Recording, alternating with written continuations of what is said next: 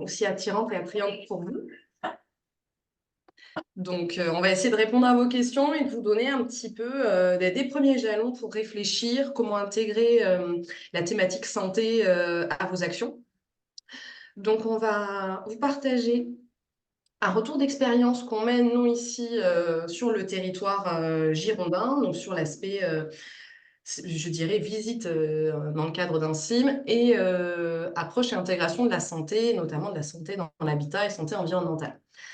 Alors, je vais partager dès maintenant, donc on va passer à peu près 1h30 à 2 heures ensemble. Vous n'hésitez surtout pas à nous poser des questions. Au fur et à mesure, on prendra 3 temps vraiment dédiés pour essayer de répondre au mieux à vos questions. Donc, je vais essayer de ne pas être trop long, parce que je suis la seule à intervenir et de ne pas être trop soporifique pour vous. Mais donc, bienvenue dans ce webinaire Santé-Logement, retour d'expérience sur l'approche de la santé dans le cadre d'un CIM. Alors, moi, je travaille au CREAC. Je suis donc Gwenaëlle Petit. Je suis conseillère médicale en environnement intérieur. Et on a intégré cette thématique santé à nos actions il y a maintenant 5 ans. On est une association donc, basée à Bègles, à côté de Bordeaux, loi 1901. On a plus de 25 ans d'existence. Notre cœur de métier, c'est le bâti, la performance du bâtiment, la rénovation, voilà, tout ce qui approche, je dirais, de la consommation des énergies renouvelables dans le bâtiment. Donc, c'est pour ça qu'on a un pôle énergie. On a son pendant sur la partie eau avec tout ce qui va être économie d'eau et gestion de l'eau. On approche aussi la partie vraiment sociétale avec tout ce qui est pôle de lutte contre la précarité énergétique. Et donc, le plus grand exemple que vous connaissez, c'est le programme SLIM. On a un pôle éducation à l'environnement, donc pour sensibiliser du plus jeune au plus âgé des citoyens sur l'environnement et la santé aujourd'hui. Un pôle santé, donc depuis 5 ans, on vous expliquera comment on fonctionne, et aussi un pôle formation. Voilà. Et aujourd'hui, on rassemble un petit peu ces deux expériences. Alors, pour commencer, je vais d'abord vous dresser un petit peu un contexte pour vous donner des premiers éléments sur la santé. On va parler de la grande santé, quelles sont ses définitions, les déterminants de la santé et plus particulièrement de la santé environnementale. Donc ça, ce sera cette première partie. Alors, la santé, qu'est-ce que c'est? La grande définition de la santé est un état de bien-être complet, physique, mental et social. Donc on a vraiment ces 3 pendants qui sont interdépendants et je dirais prenants sur la santé. C'est pas simplement l'absence de maladie ou d'infirmité. Donc ça, c'est les prérequis. La santé, c'est 3 états. C'est ces 3 états-là qui doivent être rassemblés. En bas, vous avez donc tous les déterminants qui vont être en lien avec la santé. Le premier, oula, excusez-moi, je vais passer trop vite. Le premier, c'est on prend en compte la personne. La santé, on est sur, je dirais, cette approche-là individuelle. Donc, les facteurs qui lient notre santé, ce sont les facteurs d'âge, d'hérédité, de sexe. On ne naît pas tous égaux en termes de santé. Donc ça, c'est le premier prérequis. On sera notre état de santé dépend de ces 3 facteurs-là. Ensuite, autour va se jouer les grandes communications qu'on peut connaître sur notre style de vie. Donc, des facteurs liés à est-ce qu'on est actif, est-ce qu'on fait bien nos 10 000 pas par jour, est-ce qu'on mange bien nos 5 fruits et légumes, ce genre de choses. Donc, ça vont être des déterminants très importants. Donc, aussi toujours intrinsèquement liés à qui vous êtes et comment vous vivez. Après, on tombe sur une autre sphère qui est la partie, je dirais, sociale. Donc, ce grand côté-là du social, de mon bien-être, qui va jouer sur le côté mental aussi, c'est-à-dire de la communauté et du réseau. Est-ce que je suis entourée? Est-ce que je ne suis pas seule? Voilà, tous ces déterminants-là vont être extrêmement importants, notamment sur l'aspect social et mental. Et enfin, nous allons tomber sur les grands derniers déterminants, mais qui sont tout aussi liés à notre santé, qui sont je dirais, les conditions socio-économiques, culturelles, environnementales, euh, avec lesquelles on va échanger tout au long de notre vie. Donc l'alimentation, l'éducation, notre lieu de travail, les conditions de travail forcément vont jouer un rôle sur notre santé. Et après, tout ce qui va être service de santé, l'hygiène et le logement en grande partie. Donc, dans le cadre du CIM, vous êtes tous en lien avec la partie notamment logement. Et ce sont vraiment tous ces éléments-là qui font qu'on est en bonne santé ou pas. Suite à ça, donc ça, la santé, ça a toujours été historiquement quelque chose qu'on a travaillé, on a pris conscience de ça et on a avancé sur ces thématiques-là. avec l'hygiène notamment. Être en bonne santé, c'était ne pas être malade. On s'est rendu compte, et donc ça, c'est des concepts qui datent des années 90, que la santé était aussi en lien avec notre environnement, ce dernier cercle vert notamment, dans les déterminants. Et c'est là où le concept de santé environnementale a émergé et qui va prendre en compte, je dirais, tous les aspects de la santé humaine et aussi de nos qualités de vie, de nos déterminants de facteurs physiques, chimiques, biologiques, sociaux, psychosociaux, esthétiques de notre environnement. Donc c'est là où on ne travaille plus la santé, je dirais, à l'individu, au niveau de la pathologie, mais on prend en compte l'intégralité de sa vie, de ses entrants, et c'est être en bonne santé, c'est aussi être en lien avec un environnement qui nous fait du bien, et cet environnement ne nous rend pas malade. Donc c'est là, c'est dans les années 90 que le concept de santé environnementale vraiment a émergé. Suite à ça, et cette prise de conscience collective, on a un courant qui est apparu dans les années 2000 et c'est aujourd'hui celui-ci qui est, je dirais, ce concept-là de One Health, donc c'est-à-dire une seule santé, qui est aujourd'hui le plus repris. Et quand on veut parler de santé et quand on veut parler de santé environnementale, vous aurez des gens qui travaillent dans ce concept-là. Donc c'est bien de parler de santé environnementale, c'est aussi bien de le définir avec le concept d'une seule santé, donc le concept One Health. C'est en fait penser la santé à travers celle de l'humain, des animaux et de l'environnement. Donc c'est pour ça que vous avez ce schéma-là. Vous pourrez regarder en replay plus en détail, mais c'est vraiment à l'échelle mondiale et aussi locale qu'on va travailler sur ces trois grands entrants. On ne peut pas être l'un sans l'autre et vice-versa. Donc c'est un ensemble, c'est un petit peu le même concept et les mêmes schémas que vous connaissez du développement durable appliqués à la santé. Et ça ne fait plus qu'un. Santé, développement durable, animaux, État, et c'est tout ça, ça doit être en une seule santé, c'est ça qui nous permet d'être en santé dans le futur. Donc c'est une manière vraiment d'aborder la santé sur un contexte mondial. Notamment, ça s'est encore plus précipité, ça a pris de l'ampleur après la pandémie du Covid qu'on a tous vécu, et on voit bien que tout est lié. Donc c'est vraiment un système qui va nous permettre de travailler sur des solutions et répondre à des enjeux aussi bien environnementaux que santé. Donc ça, ce concept-là, il est bien de l'appréhender parce que on le verra sur la troisième partie, mais c'est des choses, quand vous allez travailler en réseau et que vous voulez travailler dans la santé, bâtiment et l'environnement, c'est un concept à connaître. Tout le monde travaille un petit peu avec ce concept-là aujourd'hui. On va descendre dans notre entonnoir, on va aller un petit peu au plus près de nos bénéficiaires, notamment sur l'habitat et le SLIM. Donc, on va reprendre la partie santé sur les trois grands axes, le physique, le mental et le social. Comment la précarité va jouer sur la santé? Donc là, ce sont des grandes études, c'est pas moi qui le dis, ça a été vraiment reconnu, étudié et documenté. Donc, l'impact de la précarité sur la santé physique, déjà, en état de précarité énergétique, on a une augmentation des pathologies hivernales, bronchiolite notamment, on va avoir tout ce qui va être bronchite, asthme, pneumopathie, ce genre de choses. Donc pour ça, on a des augmentations d'infections et notamment aussi de maladies respiratoires, donc dans celles que je viens de vous lister. Et en dernier lieu, il y a un plus grand risque d'intoxication chez les personnes en situation de précarité énergétique. On reviendra sur cet élément-là notamment après. Donc ça, déjà, sur l'aspect, l'intégrité physique, la précarité joue. Ensuite, sur la partie mentale, forcément, ça va jouer. Des personnes qui sont comme ça dans des situations précaires, on note une augmentation du stress. Qui dit augmentation du stress, dit aussi des répercussions physiques après. Donc les deux vont être intimement liés, mais déjà ça part d'un constat et d'un mal-être mental et social. Ensuite, on va avoir forcément une diminution du confort et du bien-être, donc un état de stress, là pour le coup physique, musculaire ou tonus, qui va aussi pouvoir engendrer après des dégâts physiques. Bien sûr, aussi d'être en précarité, on a des risques de pathologies comme la dépression. L'aspect, je dirais, social. Là, on va être sur des difficultés dans le quotidien de concentration. C'est-à-dire qu'on a le cerveau qui est continuellement agressé ou pris par cette espèce de brouillard, de bruit ambiant. C'est-à-dire on est en précarité, comment s'en sortir, comment on va joindre les deux bouts à la fin du mois. Tout ça est un stress et un bruit qui fait que aujourd'hui, sans avoir cette base-là construite et cette sécurité-là, on ne peut pas se concentrer sur l'après. Donc les gens, on le voit bien dans les domaines du quotidien, dans le travail, dans les études, ont du mal à se concentrer quand ils sont en état de précarité parce que en fait, ça mange le cerveau, ça prend notre concentration sur ces éléments-là. On a aussi, on le note, une diminution des relations sociales.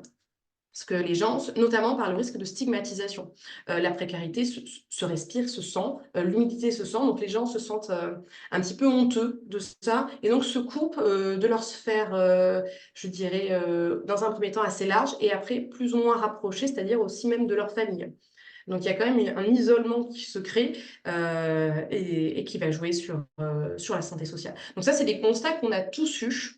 Même si on ne travaille pas sur la santé en tant que chargé de visite, en travaillant sur le SLIM, on approche cette question quand même de santé mentale et sociale dans notre quotidien. C'est-à-dire, vous faites déjà de la santé à travers vos actions, parce que vous constatez ces éléments-là, donc c'est déjà un premier pied dans la santé. Et enfin, on continue dans notre entonnoir. Hop, on va parler des déterminants tout de suite de santé en lien avec notre environnement. Donc là, on est vraiment directement dans le logement, dans le bâtiment. Cette qualité d'air amoindrie a un impact sur notre santé. Tout simplement pourquoi? Deux premiers éléments. On passe 2 à 5 fois plus de temps à... Enfin, excusez-moi, je reformule. L'air intérieur est 2 à 5 fois plus pollué que l'air extérieur.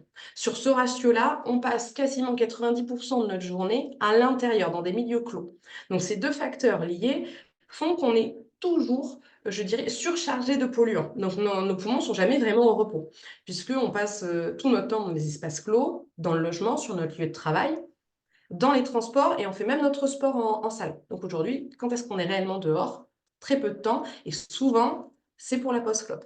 Donc forcément, il faut se dire que tous ces éléments-là, la pollution va jouer fortement sur nos poumons et sur notre intégrité physique. Ce qu'on peut noter avec ces deux grands facteurs, c'est qu'on a étudié sur les 20 à 40 dernières années une forte évolution, notamment de pathologies significatives respiratoires comme l'allergie et l'asthme. L'allergie, on se rend compte que depuis les années 80, on a 30% des personnes qui naissent qui sont cliniquement allergiques.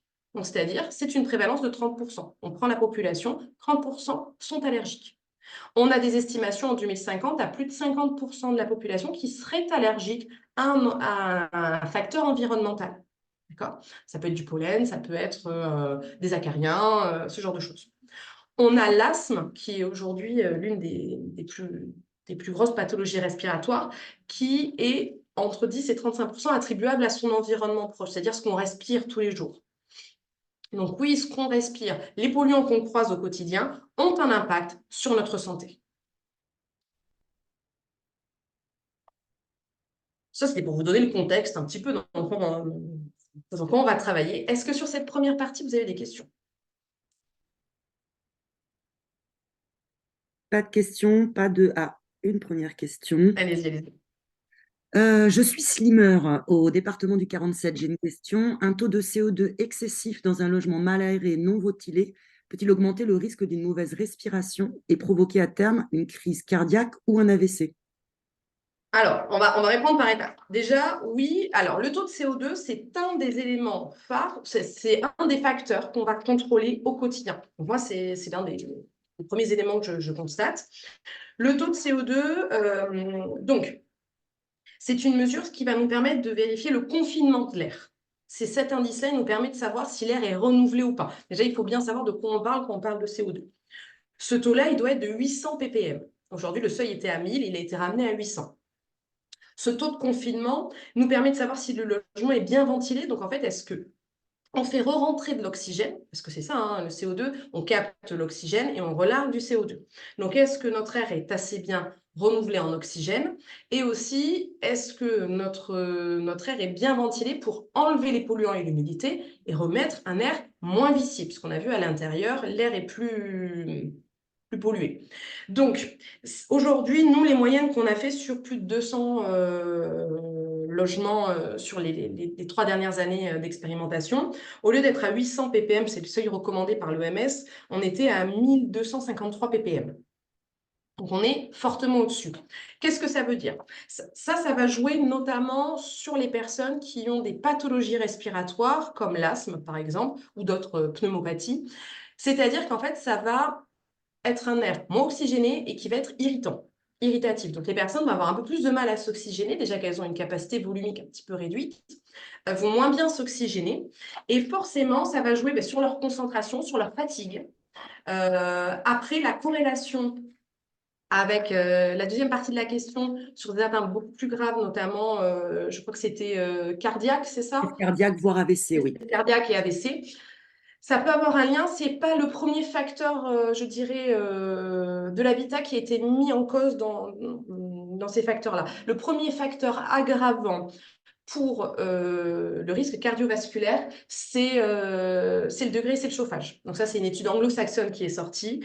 Et c'est d'avoir un environnement chauffé à 15 ou 16 degrés augmente 2 à 3 fois plus le risque d'accident vasculaire cérébral et d'arrêt cardiaque. Donc le premier facteur, il vient du froid parce que le muscle est crispé au continu. Et donc c'est ça qui va plus jouer.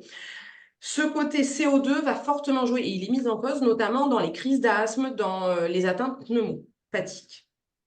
Un peu plus. Ok. C'est déjà le premier élément. Je n'ai pas de retour, je n'ai pas d'études sur le lien de CO2 et les AVC ou les crises cardiaques. En tout cas, ce que tu viens de dire, Gwen, c'est que dans un logement froid, donc Oui. typiquement chez nos publics en précarité énergétique, pour un certain nombre d'entre eux qui ne peuvent pas se chauffer pour des raisons économiques où le logement n'est pas adapté, ils ont un risque 15 fois supérieur aux autres de crise cardiaque. Oui, Ok. tout à fait. Parce que ça peut être, et en plus, ça va être exponentiel avec les autres facteurs de santé. Est-ce qu'ils arrivent à bien se nourrir ou pas? Enfin voilà, on a des facteurs. C'est une étude qui a été faite en Angleterre euh, et qui avait démontré l'impact de la précarité et du froid. C'est bien d'avoir froid parce qu'il y a aussi des études, il faut toujours compenser dans les études médicales, hein, il y a toujours du pour et du contre. Il y a aussi des études médicales, je dirais, nord-européennes, hein, scandinaves. Je pense qu'on en a tous entendu parler, faire les siestes des enfants dehors. Ça, c'est très bénéfique, mais c'est sur un temps court. Là, c'est de vivre tout le temps dans un air et dans un environnement déprécié à 14 degrés. Sur des temps courts, c'est très bien, ça facilite l'oxygénation, donc c'est très très bien au niveau neuronal et pneumo, mais au niveau stress tous les jours, tout le temps, là, pour le coup, c'est défavorable. Il faut Ok. toujours récompenser avec les différentes études. On a une deuxième question. Faut-il nuancer le fait que l'air est 2 à 5 fois plus pollué à l'intérieur selon qu'on habite en ville ou à la campagne? Est-ce qu'il y a un impact? Alors, ça, c'est une question qui est souvent posée. Alors oui, l'air, il est 2 à 5 fois plus pollué, mais ça, c'est, je dirais, national. Tout simplement pourquoi? On prend pas en compte, on va pas faire de différence entre campagne et ville parce qu'on n'a pas les mêmes polluants. Donc, en fonction des polluants qu'on aurait trouvés, j'aurais ciblé, je sais pas, moi, par exemple, un, un formaldéhyde, c'est même pas le formaldéhyde, mais bref, un benzène, parce qu'il y a une combustion, peut-être que ça aurait été sur les routes, à côté d'une route, effectivement, on a plus de benzène qui rentre, mais à la campagne, on va avoir d'autres déterminants. En fait, tout simplement, pourquoi on a ce 2 à 5 fois plus grand, ce gap de pollution? Tout simplement parce qu'on est à la maison dans un air beaucoup plus petit. À l'extérieur, on a un air qui est, enfin, je dirais que c'est exponentiel, hein, on n'est pas enfermé. Donc, le taux de concentration n'est plus du tout la même et le taux de dilution n'est pas le même. À la campagne, en fait, l'air va changer, la qualité va changer et la nature des polluants aussi. Mais l'air intérieur reste plus vicié parce que qu'on soit à la campagne ou au logement, ce qu'on fait tous les jours, nos habitudes de vie, nos revêtements, nos peintures, sont émises de la même façon. Les éléments qui sont émis par nos meubles, c'est pareil, qu'on soit en ville ou à la campagne, c'est la même chose. Et ce qu'on va se rendre compte, en fait, c'est que la qualité de l'air intérieur est vraiment en lien avec nos pratiques au quotidien. Le bâtiment, c'est une chose, l'environnement est une chose, mais c'est vraiment en lien avec nos pratiques. Et ça, on retrouve les mêmes qu'on soit en campagne ou en ville. Petit retour en arrière quand on parlait des 14-15 degrés et de l'augmentation du risque cardiaque. Est-ce qu'on parle de température effective ou ressentie? On parle de température effective. Là, ça a été du mesuré. Ça a été du mesuré. Température mesurée. OK. Une autre question. Une moisissure dans un logement, champignon, point d'interrogation, consomme-t-il de l'O2 et relâche-t-il du CO2? Alors, non. Enfin, ça va être des matériaux. Ça va pas être ça qui va être l'élément prédéterminant dans la moisissure. On va en revenir tout à l'heure. C'est pas sa concentration ou son effet de CO2 ou d'oxygène. On a toujours le débat des plantes. Est-ce qu'il faut en mettre? Oui, dans la chambre, non, dans la chambre, parce qu'elles consomment de l'oxygène la nuit et le cycle est inversé. Mais par rapport à la taille qu'elles vont occuper, est-ce qu'elles vont... On ne vit pas dans une forêt. Donc non, c'est pas ça qui va être déterminant sur l'O2 et l'oxygène. Le problème de la moisissure, il sera tout autre et on le verra dans le chapitre 2. Ok. Je ne vois plus de questions écrites. Est-ce que quelqu'un a d'autres questions ou souhaite poser une question par oral? C'est tout à fait possible en levant la main. Alors oui, ça, j'ai pas précisé. Si vous souhaitez poser une question par oral, dans ce cas-là, vous levez la main. Dans l'onglet en bas sur Zoom, il y a un petit bonhomme réaction. Et si vous cliquez dessus, vous avez la possibilité de lever la main, auquel cas on peut voir que vous souhaitez prendre la parole. Donc n'hésitez pas. Voilà, j'ai l'impression qu'à ce stade, il n'y a pas de Parfait. questions, Gwenaëlle, donc on va pouvoir poursuivre. Et bien, le chapitre 2, alors qui va être beaucoup plus pratico-pratique, puisque là, on va vous expliquer comment se passent les visites, et notamment l'expérimentation qu'on en a avec le SLIM. Donc, je pense que ça va plus vous parler cette partie-là. Alors, on va commencer tout de suite. Première partie, quel est ce métier? Qui fait ces visites santé? Comment et pourquoi? Donc, les personnes qui font les visites santé chez nous au CREAC, c'est donc moi-même sur la partie CMI, puisque je suis conseillère médicale en environnement intérieur, et ma collègue Lorraine Delaveau, qui est conseillère Habitat Santé. Ce sont deux formations qui existent aujourd'hui en France, qui sont diplômantes, donc qui servent à quoi? Ça nous permet d'étudier et de connaître les polluants de l'air intérieur. Donc, qui nous permettent d'aller au domicile ou des fois, dans quelques cas, sur un lieu de travail, en fonction des prescriptions, pour aller vérifier, en fonction de l'état de la santé et de la pathologie du patient, quels polluants il croise, et ces polluants-là, s'il les croise, est-ce que ça va être impactant pour sa santé ou pas? Donc ça, notre métier, c'est ça, c'est un petit peu comprendre la pathologie, même si on n'est pas du tout des médecins, on n'est pas des infirmiers, on nous forme à ces métiers-là respiratoires, à ces grandes pathologies, et quels sont les polluants qui vont avoir un impact sur nous. Donc ça, c'est comment les identifier, est-ce qu'ils ont un impact sur cette pathologie-là ou pas. Et ensuite, en fonction de ce qu'on va trouver, de donner des conseils, ce qu'on appelle d'éviction, c'est-à-dire d'éviter de rencontrer ce polluant-là. Qu'est-ce qu'on peut faire pour limiter, ben, lui, il est là, vous êtes là, vous êtes réactif, que les deux se rencontrent. Ça va être vraiment identifier et conseiller pour améliorer le nombre de jours en bonne santé du patient. Il faut être bien clair avec cette notion-là. Nos métiers, on n'est pas là pour guérir. Il y a des pathologies qu'on va croiser qu'on ne guérit pas. Mais par contre, on est là pour améliorer le quotidien et le nombre de jours en bonne santé, en évitant que la personne croise des polluants qui sont impactants pour sa santé. Donc, comment ça se passe? C'est une formation qui est diplômante, donc c'est un DU, c'est un diplôme universitaire, qui va se passer ou à Marseille pour les CHS ou à Strasbourg pour les CMEI. C'est sur une année, ça s'étale sur une année. On a 4 grandes semaines théoriques, on passe une semaine en cours. On a 2 semaines à peu près, 1 à 2 semaines de travaux pratiques, où on va faire des visites, où on peut aller aussi en milieu hospitalier pour appréhender, je dirais, le côté pathologie. Le prérequis, c'est d'être ou issu du milieu paramédical ou du milieu social. Et c'est en moyenne entre bac+2 et bac+3. Voilà. Donc là, vous avez les mails pour en savoir un peu plus. Et enfin, comment on va à domicile? Donc là, nous, on est formés, donc on est apte à aller au domicile. Comment ça se passe? En règle générale, dans la France, ces visites sont financées par les ARS ou les DREAL, et des fois par des régions, mais en grande généralité, c'est par les ARS. Et ces visites se déclenchent par, je dirais, une prescription médicale de la part d'un médecin souvent spécialisé. Donc, on va parler de pneumo ou d'allergologue. Des fois, et c'est très rare par des médecins du travail, et nous, cas particulier ici au CREAC en Gironde, on fait ces visites santé dans le cadre du SLIM, donc sur préconisation et validation des travailleurs sociaux et du chargé de visite SLIM. Donc ça, on reviendra sur cette notion-là qui peut vous intéresser. Mais en général, c'est sur prescription médicale. Voilà comment ça se passe pour mes collègues partout en France. Alors, ensuite, comment on va à domicile? Pourquoi? Les questions qu'il faut se poser. Quand est-ce qu'on a besoin d'une visite à domicile? Déjà, est-ce que la personne présente les pathologies comme l'asthme, l'allergie, des rhinites, des conjonctivites chroniques à répétition, des signes respiratoires ou infectieux, voilà, qui sont très répétitifs? ou des céphalées et des nausées. Donc voilà, c'est des choses qui sont vraiment liées à l'état et au bâti. Ensuite, on va voir est-ce que ces problèmes de santé apparaissent ou au contraire disparaissent quand la personne s'absente de son logement. On a un facteur forcément mental et social. Quand on est en vacances, on est un peu plus, on est plus détendu, donc ça joue. Mais est-ce que les symptômes augmentent ou diminuent lors de l'absence du logement? Et je parle bien de symptômes préexistants. Je ne dis pas que le logement a rendu malade la personne.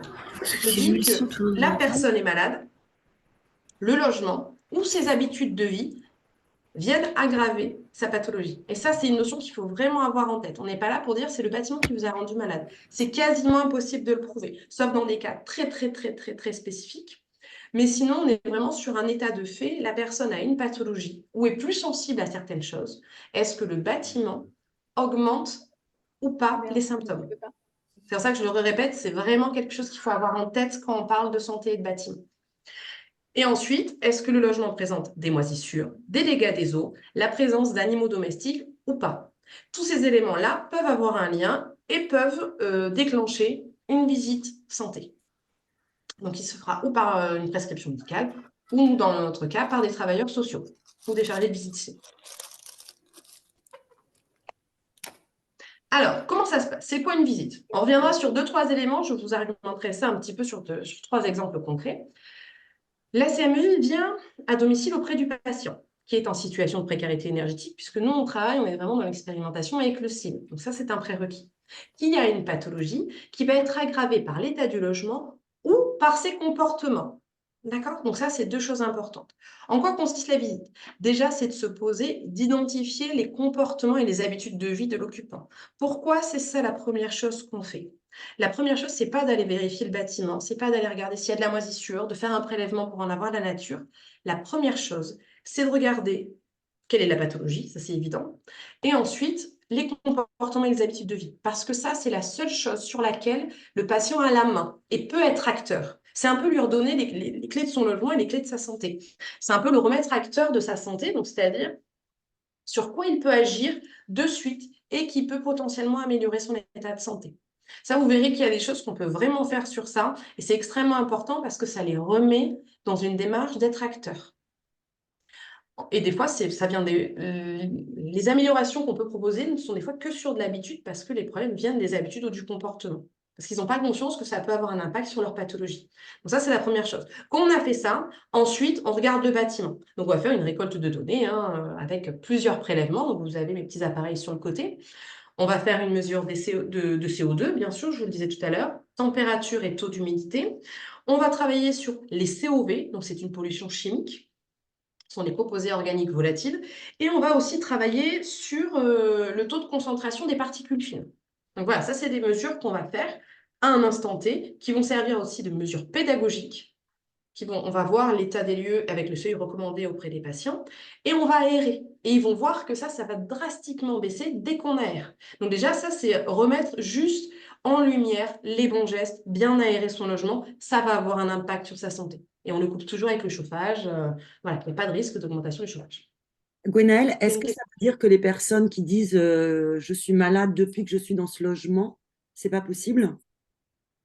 alors, moi, je ne peux pas le prendre comme ça, parce qu'en fait, ça veut dire que le bâtiment est responsable de la pathologie et j'ai aucun moyen de le prouver, ça. Par contre, il se peut qu'ils aient eu une poussée ou un aggravement des symptômes. Et ça, c'est quelque chose qu'on va noter. Est-ce qu'ils étaient aujourd'hui, on va prendre une pathologie très répandue sur laquelle on travaille, c'est l'asthme. L'asthme, on peut naître asthmatique et ça va disparaître. Même l'allergie, c'est pareil, l'allergie, c'est la même chose. Mais on peut aussi le devenir ou se sensibiliser. Donc après, on peut vivre dans un environnement, mais ça peut pas être, c'est pas forcément que le logement, ça peut être aussi son lieu de travail, où on s'est sensibilisé. Et au fur et à mesure, les symptômes sont apparus quand on était dans ce logement parce que le taux d'humidité a flambé, avec des moisissures, ce genre de choses. Mais est-ce que c'est que le bâtiment qui l'a rendu malade? Ça, c'est impossible pour moi de le prouver. Par contre, il allait bien, ou il avait un asthme, je dirais, qui était soigné, enfin, qui était au niveau médical bien pris en charge. Il avait quasiment plus de crise. Le logement a amené tellement de pollution qu'il recommence à faire des crises de façon beaucoup plus répétitive et plus grave. Ça a pu aggraver, notamment. Le rendre malade, c'est pour moi impossible de l'écrire et de le prouver. C'est juste ça. C'est pas que c'est pas possible, c'est que c'est pas possible à prouver. C'est pas possible à trouver parce que, voilà, c'est ce qu'on disait, la santé, elle est pleine de cofacteurs. Et est-ce que c'est plus le logement ou quelque chose qu'il a rencontré au travail? Voilà, moi, on va travailler sur des polluants tellement, je dirais, quotidiens qu'on trouve partout, qu'il est quasiment impossible de prouver que ça vient de là. Après, il y a des pathologies hyper spécifiques comme liées au plomb, si c'est dans les peintures et c'est que là qu'il en croise. Oui, forcément, ça va venir du bâtiment. Voilà, sur des pathologies avec des éléments prédéterminants très, très spécifiques. Là, on pourra estimer que c'est le logement qui a rendu la malade la personne. Sinon, au quotidien, c'est quasiment impossible. Voilà. Et ça, c'est vraiment une notion qu'il faut avoir en tête quand on l'aborde. Par contre, on peut vraiment améliorer sa qualité de vie. Donc ensuite, on fait les récoltes des données, des prélèvements s'il y a besoin. Donc ça, on fait des prélèvements de moisissures pour identifier les souches et savoir si elles vont être très impactantes ou pas pour la santé de la personne. Et suite à tout ça, on rentre au bureau et on fait comme le quotidien d'un chargé de visite technique Slim. On va après préconiser, faire un rapport avec les constats et les préconisations qu'on peut donner aux patients. Rappelle-le sur son portable. Non, c'est pas pour moi la question. Il y Si a, vous il y pouvez a un penser à micro, fermer vos micros, s'il vous plaît, je ouais, suis il y a un désolée. micro qui est ouvert. Ouais. Donc voilà un petit peu comment ça fonctionne. Les pathologies qu'on rencontre en grande partie, ça reste de l'asthme et de l'allergie, des pathologies respiratoires chroniques, des dermatites qui peuvent être en lien avec des moisissures, des allergies notamment, ça peut être des éléments croisés, ou des usages au quotidien de produits trop irritants comme des lessives surdosées, des adoucissants, ce genre de choses. Ça, c'est des choses que je croise avec les dermatites. Et ensuite, des pathologies plus génétiques comme les BPCO ou les mycoviscidoses. Donc voilà pour quelle typologie de pathologie je me déplace et le type de préconisation qu'on peut faire. Donc, il y a des choses que vous allez retrouver en tant que chargé de visite Slim. Ça va pas, ça va vous sembler familier, mais on va redonner des fois les mêmes conclusions. Pose et réparation des systèmes de ventilation, préconisation de travaux divers, achat d'équipements de santé comme des housses anti-acariens ou des filtres sur des appareils électroménagers comme l'aspirateur, explication des protocoles de désinfection pour les moisissures et changement de pratique au quotidien. Ça, c'est ce que j'aurais dû mettre en premier. Même le changement de pratique, c'est la première chose que je fais. On commence par ça avant de parler de travaux. Mais voilà un petit peu les préconisations qu'on a. Alors, comment ça se passe? Donc, les visites, c'est pour vous donner un petit peu le schéma, comment on le pratique chez nous. Donc, ça, c'est un exemple. Le donneur d'alerte, vous le connaissez tous, c'est comment on s'incrémente dans, je dirais, le schéma d'une visite classique. Comment ça fonctionne? Le donneur d'alerte repère une situation de précarité énergétique. C'est le prérequis. Dès qu'on a ce prérequis-là, elle l'oriente au chargé de visite SIM ou l'équivalent qui va faire sa visite socio-technique du logement. Nous, on a formé les chargés de visite technique à la santé, c'est-à-dire au questionnaire de santé, qu'est-ce qu'il faut se poser comme question, ce genre de choses. Donc, on les a formés, on les forme chaque année, on refait une petite piqûre de rappel. Et on travaille aussi, nous, dans le cadre de notre SLIM en Gironde, à faire des formations de santé environnementale et formations aux visites santé pour les donneurs d'alerte aussi, travaillant avec le SLIM. Comme ça, tout le monde est un peu acculturé à cette question-là. OK, qu'est-ce qui est important? Ça, quand je vais à domicile, ça peut être préconisé pour une visite de santé, c'est un prérequis et la visite de santé peut être un plus. Donc voilà, tout le monde a eu déjà des temps de formation. Donc ça, c'est un prérequis important à connaître. Donc le chargé de visite fait sa visite, il repère des éléments qui peuvent faire lien avec la santé et des dégradations du bâtiment ou des problèmes de santé. Voilà, il y a une petite fiche de score et une fiche d'orientation à faire. Il la soumet lors du comité de suivi. Le comité de suivi valide la nécessité d'une visite santé et donc l'orientation m'est donnée pour faire la visite santé. Donc moi, j'interviens en deuxième visite dans le cadre d'un SLIM, en visite secondaire. Il y a la visite sociotechnique, le rapport qui est fait, plus une fiche scoring et une fiche orientation. C'est validé en comité de suivi et l'élément m'est envoyé pour que je déclenche une visite santé. Voilà un petit peu le schéma. Quand je fais la visite santé, je vais faire des orientations. Donc, s'il y a besoin, je vais pouvoir orienter à différents dispositifs s'il y a besoin. Et je renvoie les conclusions de mon rapport aux chargés de visite et aux donneurs d'alerte. Ce sont les seuls destinataires de mon rapport santé. Pourquoi? Parce qu'il y a des éléments. Alors, j'essaye d'être généraliste. Dans la première partie, c'est état de santé des occupants. Je suis généraliste sur ça. Je décris quelques pathologies, je ne décris pas toutes les pathologies. Je ne décris que les pathologies qui ont un lien avec leurs habitudes de vie et le bâtiment sur lesquels on peut agir. On ne met pas tout. Et ensuite, parce qu'il y a aussi, on manipule des données de santé. Donc là, il faut faire attention avec ces éléments-là. Elles ne peuvent pas aller n'importe où. Le propriétaire n'est jamais destinataire de mon rapport. Jamais. Mon rapport peut être envoyé aujourd'hui avec, là, j'arrive plus à trouver les mots, histologue, je suis désolée, pour des situations très particulières où le rapport santé va avoir un impact et va débloquer la situation. Mon rapport santé a été utilisé par des travailleurs sociaux dans le cadre de DALO. S'il y a besoin, on caviarde. On caviarde des éléments, on va caviarder la partie pathologie pour pas qu'on ait la pathologie en face du nom de la personne. Donc ça, c'est des éléments qu'on peut faire, mais on manipule de la donnée santé, on fait attention à ça. C'est-à-dire, je caviarde, je barre les éléments et je ne laisse que les conclusions où ça a un impact, on fait attention, où j'enlève le nom de la personne. Voilà. Mais ça va être utilisé par l'ARS s'il y en a besoin, parce que de toute façon, ils manipulent ces données-là dans le cas du PDLHI, donc tout ce qui est le pôle de lutte contre l'habitat indigne, ça peut être utilisé. Et j'ai l'accord des personnes que je vois en visite pour envoyer ces éléments-là. D'accord? Donc ça, c'est vraiment un prérequis, il faut faire attention à ça. C'est important quand même de le signaler parce qu'on ne fait pas n'importe quoi avec ces données-là. Donc voilà comment on fonctionne. Là, je vais aller plus dans des exemples et après on aura un temps d'échange tous ensemble. Je vais vous donner des exemples. Je vais vous donner un petit peu du pratico-pratique, ce qu'est la santé appliquée au logement.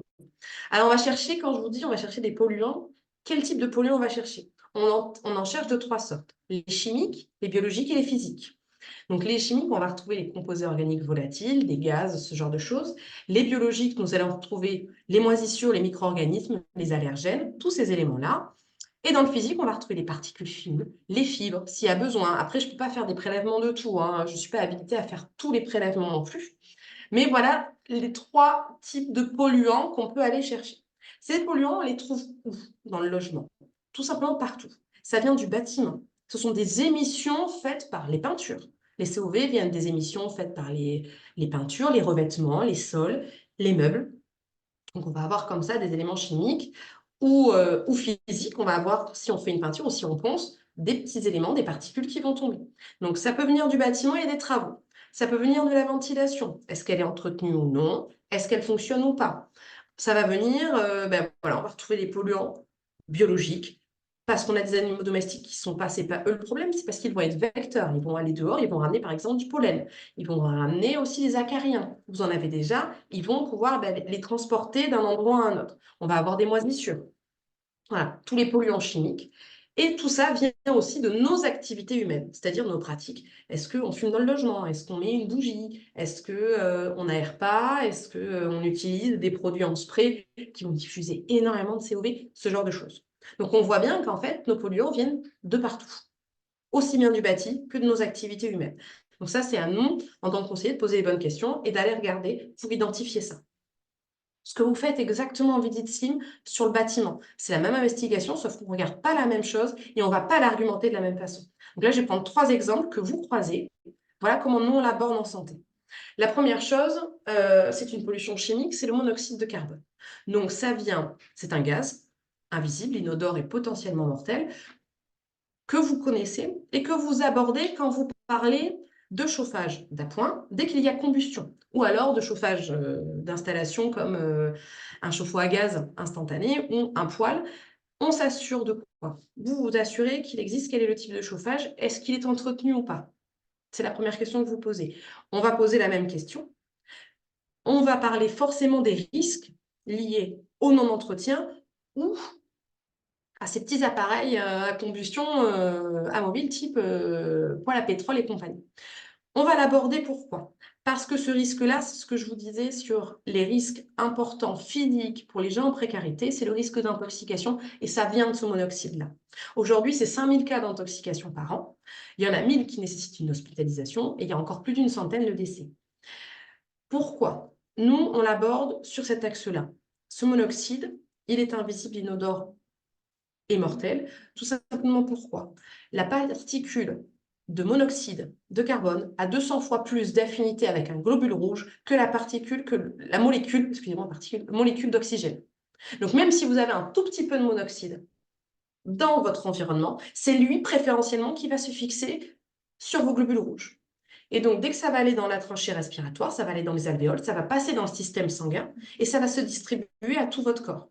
Premier organe qui nécessite et qui a besoin d'oxygène pour fonctionner, c'est le cerveau. Donc, on va peu à peu, comme ça, en respirant par notre système circulatoire, aller intoxiquer et aller priver le cerveau d'oxygène. Parce que le monoxyde, c'est lui qui va s'implanter à ce moment-là. Donc là, en fait, vous allez avoir une intoxication de votre cerveau et de tous vos organes. Donc ça va faire quoi? C'est-à-dire qu'en fait, ça peut laisser aussi, même si ça ne provoque pas la mort, hein, on voit sur 5000 cas, il n'y en a que 100 qui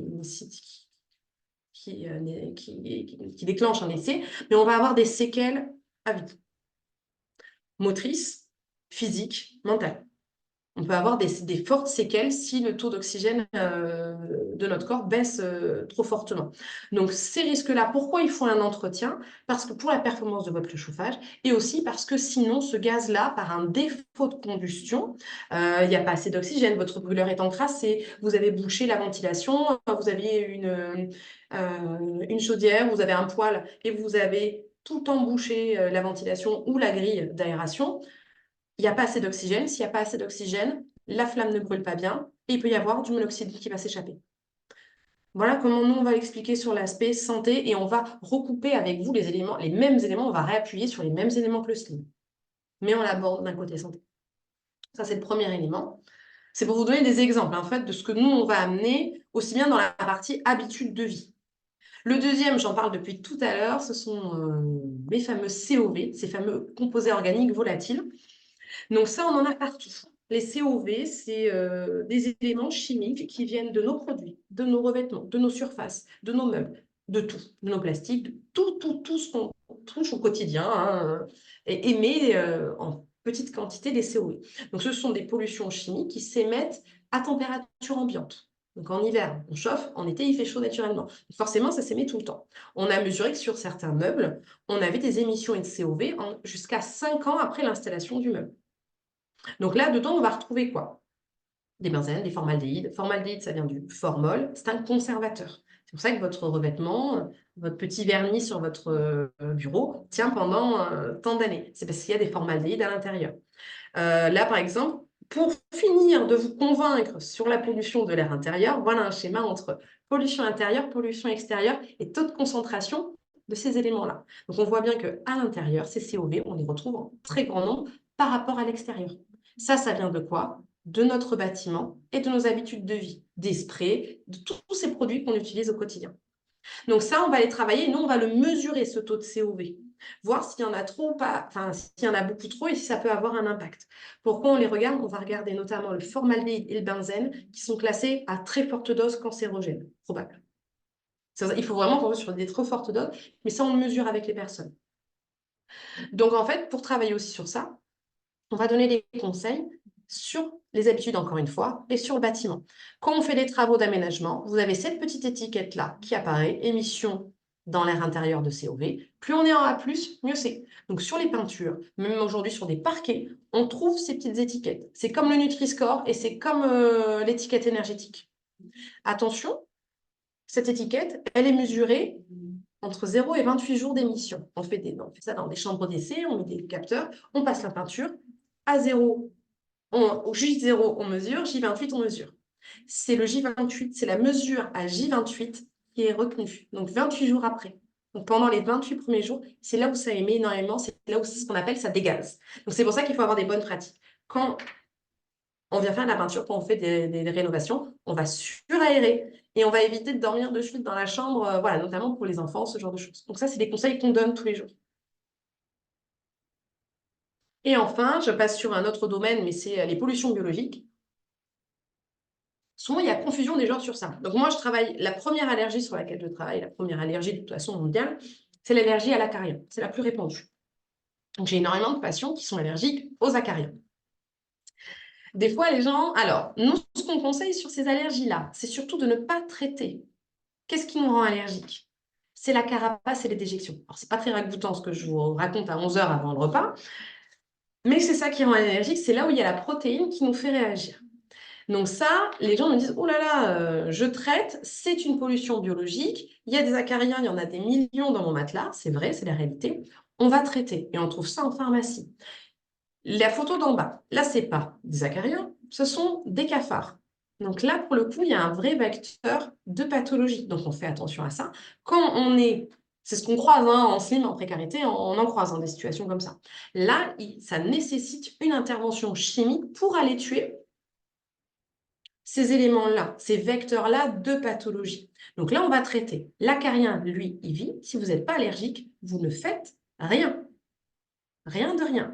Et si vous êtes allergique, vous faites encore. Et si vous avez une allergie plus un asthme, encore moins, vous ne traitez surtout pas avec un fumigène pour tuer l'acarien. Qu'est-ce qui va se passer? L'acarien va être mort, on est d'accord, vous l'avez tué, hein, c'est un biocide.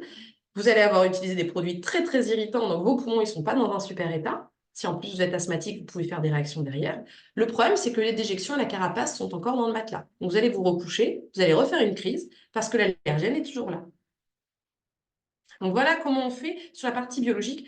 Dans certains cas, il faut traiter, c'est pour une question de vecteur de pathologie. Dans ce cas-là, on pose des housses anti-acariens qui vont être une séparation physique entre le matelas et le malade. Donc ça, c'est le genre de choses que je vais aborder avec eux. Et je vais vous donner un dernier exemple. Il m'est arrivé une fois de faire une visite dans une famille avec un enfant, c'était un ado, jeune ado, qui était allergique aux acariens avec un asthme couplé. Et il faisait des crises avec un asthme grave. Donc il faisait beaucoup de crises. Et dès qu'il faisait une crise, bah, ça nécessitait quand même un peu dans certains cas, hôpital pour mettre sous oxygène. Après, ça allait mieux. Mais bon, il faisait des crises à répétition. Je vais en visite à domicile, le chargé de visite est passé, il a fait sa visite technique, je reviens, et la maman me dit, je pense que c'est plus psychosomatique parce qu'il me fait des crises tout le temps quand il fait des devoirs. Je prends note, je fais l'état des lieux, du logement, et quand je rentre dans la chambre du jeune enfant, effectivement, chambre avec moquette au sol, chambre un peu petite, donc pour gagner de la place, lit superposé, bureau sous le lit superposé. Donc le pauvre enfant, effectivement, dès qu'il va commencer à faire ses devoirs, les polluants sont au-dessus de sa tête, donc tombent. Même de toute façon, ils tombent naturellement tous les jours. Donc sur le bureau, il y en a. Dès qu'il met un cahier, ça remet tout en suspension, ça lui tombe dessus. Dessous, c'est la moquette. Donc le pauvre, il est enfermé à l'intérieur, sous son lit un petit peu bas. Donc oui, forcément, il me fait une crise. Et avec son asthme important, il fait des crises et ça nécessite quelques hospitalisations. Ce qu'on a fait, on a posé une housse anti-acarien. On a changé le revêtement du sol par un lino, tout simplement. Bon, il y a eu des COD, on a fait bien ventiler la pièce, ce genre de choses. On a décalé le bureau, on a fait, enfin, ça a été un an. Donc là, on a mis en place des aides avec la Fondation Abbé Pierre pour l'achat de l'eau anti-acarien que nous, on a avec le SLIM, et les combattants bâtisseurs pour faire un revêtement du sol. Et la vie de ce jeune enfant, il n'a pas été soigné, il n'est pas plus allergique ni plus asthmatique, mais pour le coup, on a fortement augmenté son nombre de jours en bonne santé. Et j'étais la seconde visite, le chargé de technique visite du SIM ne le voit pas, ce n'est pas son métier.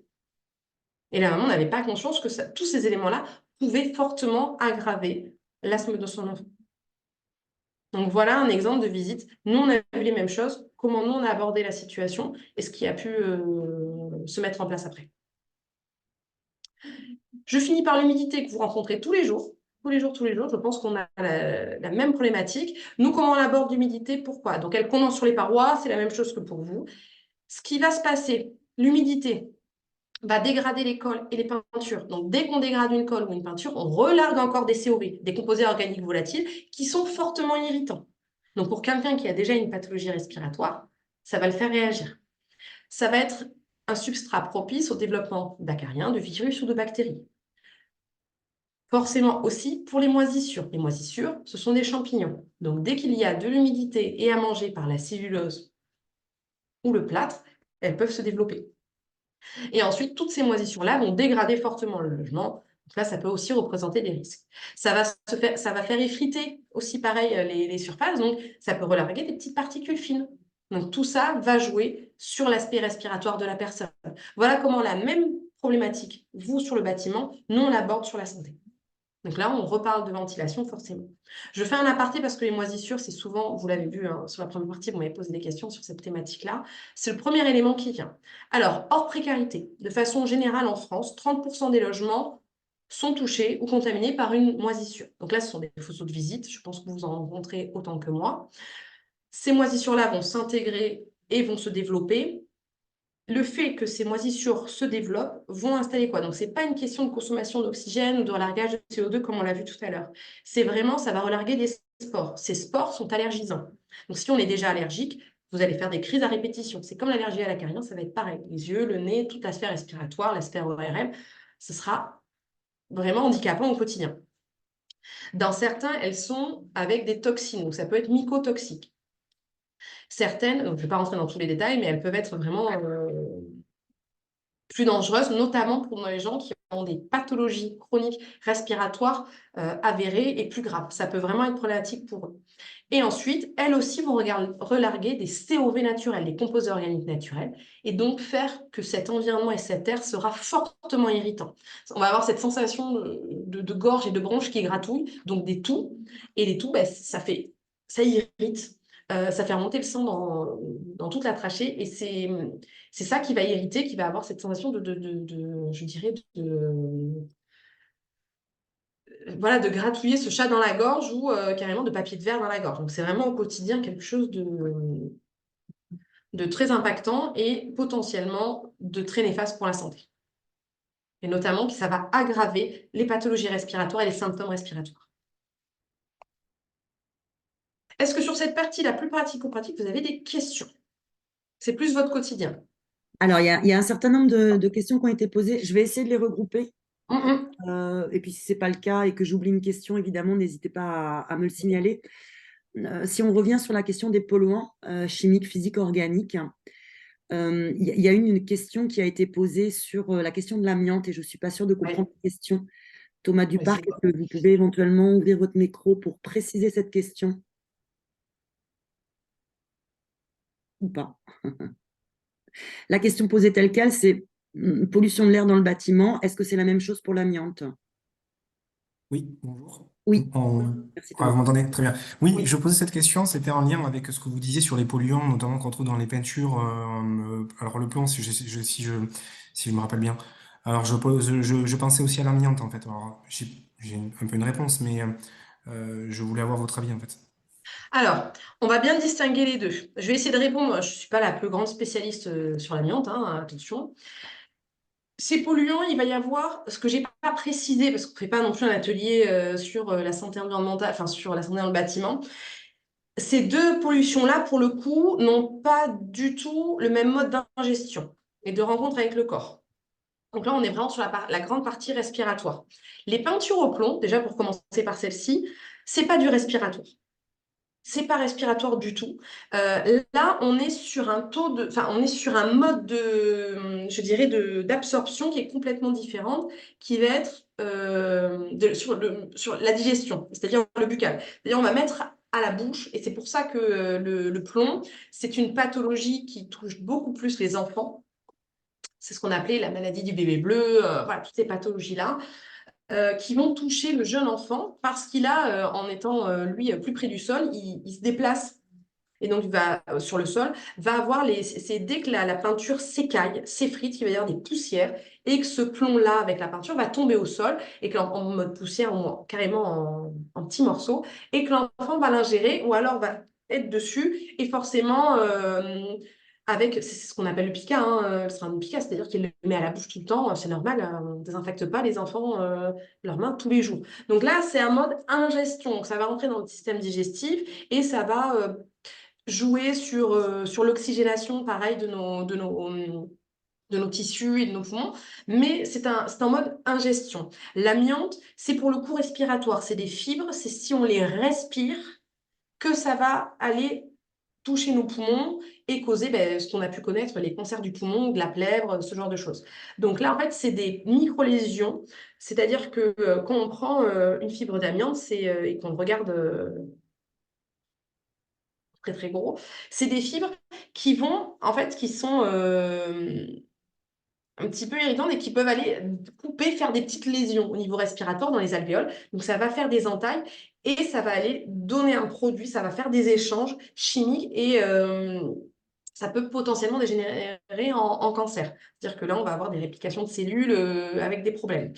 L'amiante, elle touche très peu les habitants. On retrouve ces cancers-là chez les gens qui ont posé, chez les personnes issues du bâtiment qui ont découpé, qui ont fait des travaux avec. C'est-à-dire qu'en fait, l'amiante, si elle n'émet pas de particules, si elle ne tombe pas en morceaux, ça, ça ne représente pas de danger. C'est dès qu'elle est en suspension et qu'on va la respirer qu'elle va créer ces micro-lésions. Donc là, pour ça, c'est qu'on va déposer, qu'on va aller percer, qu'on va aller couper ou quand elle est sur des évrites je dirais, malmené par le temps et que ça tombe en morceaux, là, ça représente un danger. Mais c'est pour ça qu'on a peu de cas chez de l'occupant par rapport au nombre de personnes. Le cas amiante est vraiment chez les professionnels du bâtiment qui ont posé. C'est pour ça qu'aujourd'hui, l'amiante, on ne le dépose plus. On essaye de l'éviter au maximum de le déposer. Si ce sont des dalles solides, on vient les recouvrir pour éviter de faire de la poussière qui va se mettre en suspension et qui va mettre plusieurs semaines à se redéposer. Il va falloir réaspirer ces poussières et dès qu'on aspire, ben, dans le système, on n'a pas de filtration non plus à 100% de tout, donc ça va remettre encore en suspension. Donc on essaye au maximum d'éviter de déposer de l'amiante, on essaye de la recouvrir. Mais voilà, l'amiante étant sur la particule respiratoire et il faut aller le désagréger, alors que je dirais le plomb, c'est du revêtement, si elle est ancienne, elle va craquer, elle va tomber, et là il faut l'ingérer pour que ce soit dangereux. Est-ce que c'est plus clair pour vous? Est-ce que j'ai répondu à peu près à votre question? C'était très, très, très complet. Trop complet, mais très, très bien quand même. Merci. Alors, une autre question sur les polluants physiques, chimiques. Toluène, ça correspondrait à quoi? Toluène, c'est un élément qu'on retrouve, c'est un élément chimique hein, qu'on retrouve dans les peintures, C'est le toluène, le pigment, c'est pour les peintures. Plus après, je suis pas spécialiste. Alors, pas de bol, encore une question peinture, Gwenaëlle. Ouais. Est-ce que la peinture actuelle sur les murs est polluante, celle qui est là depuis quelques années? Oui, non. Alors, Et si non, oui, pendant pas. combien de temps? Déjà, ça fait longtemps qu'elle est là, donc elle a eu le temps théoriquement de dégazer. Fait que le maximum de COV s'échappe. Là où c'est plus compliqué, enfin, c'est le choix en fait. Là où il faut être le plus regardant, c'est qu'on installe, qu'on pose, s'assurer qu'on ait la peinture la moins émissive, donc en prenant du A+.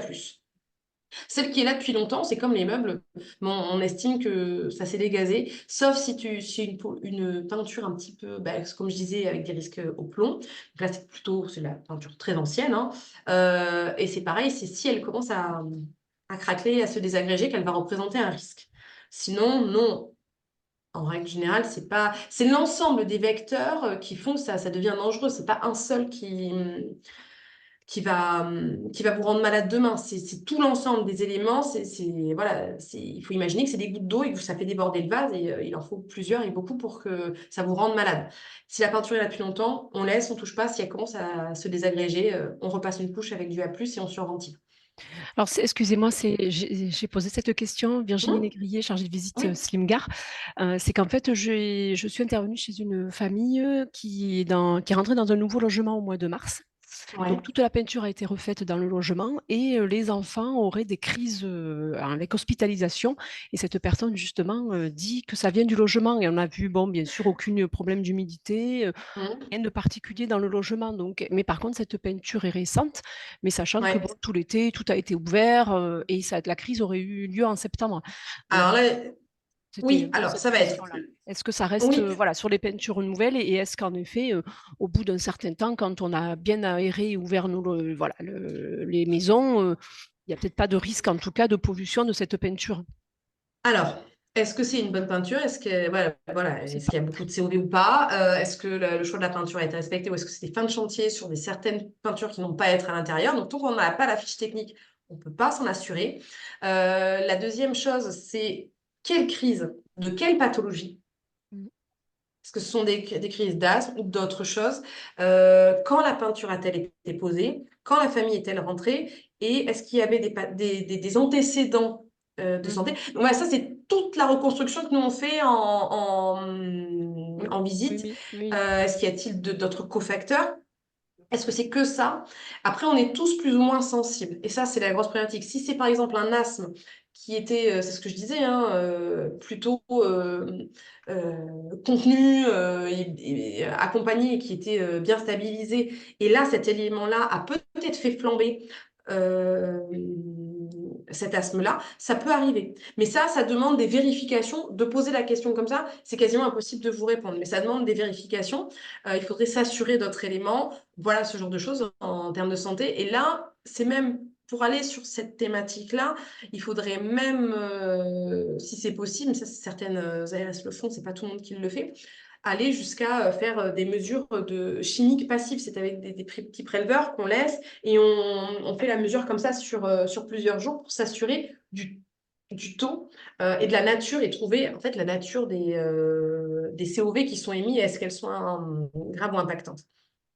D'accord, merci. Je vais me renseigner auprès de l'ARS, en effet. Hein, c'est vraiment cet Ouais, élément dont voilà, nous, on ne faisait pas d'orientation sur tout ce qui était ouais. santé, mais c'est très intéressant de réfléchir au niveau du Gard si il y a ces dispositifs mis en place. Merci. On en parlera juste après comment ça peut être mis en place, Mm. mais voilà. C'est ces questions-là qu'il faut se poser. Tant qu'on n'a pas les éléments, on ne peut pas répondre catégoriquement. Il peut y avoir un lien, mais il faut s'assurer qu'il n'y ait pas d'autres facteurs ou d'autres éléments qui soient Bien mis en sûr. place, quoi. Mm, mm. Voilà. Merci. En tout cas, le sujet est intéressant, je trouve, et fait la transition avec une question qui a été posée, à savoir, toi, dans ton quotidien, Gwenaël, quels outils de mesure tu utilises? Alors, la question était posée par rapport à la mesure du CO, mais elle peut également se poser par rapport à la mesure du COV. C'est quoi ton attirail au quotidien dans un logement? Alors, je ne l'ai pas avec moi aujourd'hui, là, tout de suite, mais c'est ce que je te montrais tout à l'heure. J'ai plusieurs capteurs, en fait. Alors, c'est des capteurs que j'achète je les ai achetés sur Conrad ou sur certains, ça dépend, mais sur du matériel technique, hein, tout simplement. Donc, j'ai thermomètre, hygromètre. Voilà, classique pour vérifier. Ensuite, j'ai un élément avec des sons. Donc ça, c'est pareil. Selon les équipements, il faut les étalonner, il faut les envoyer. Donc c'est du consommable.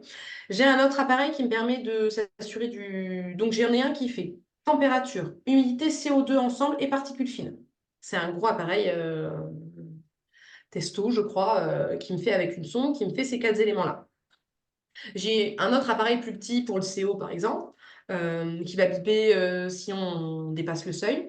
Et j'ai un autre qui est un formaldémetteur qui me permet de mesurer le taux de formaldéhyde et de benzène et le taux de COV totaux. Donc, c'est-à-dire la totalité des COV et notamment le formaldéhyde, est-ce que ça dépasse ou pas. Donc ça, c'est un formaldémetteur pour la qualité de l'air au regard des polluants chimiques. Voilà. Et ensuite, donc j'ai mon capteur de CO2 et après j'ai des préleveurs hein, pour tout ce qui est moisissure.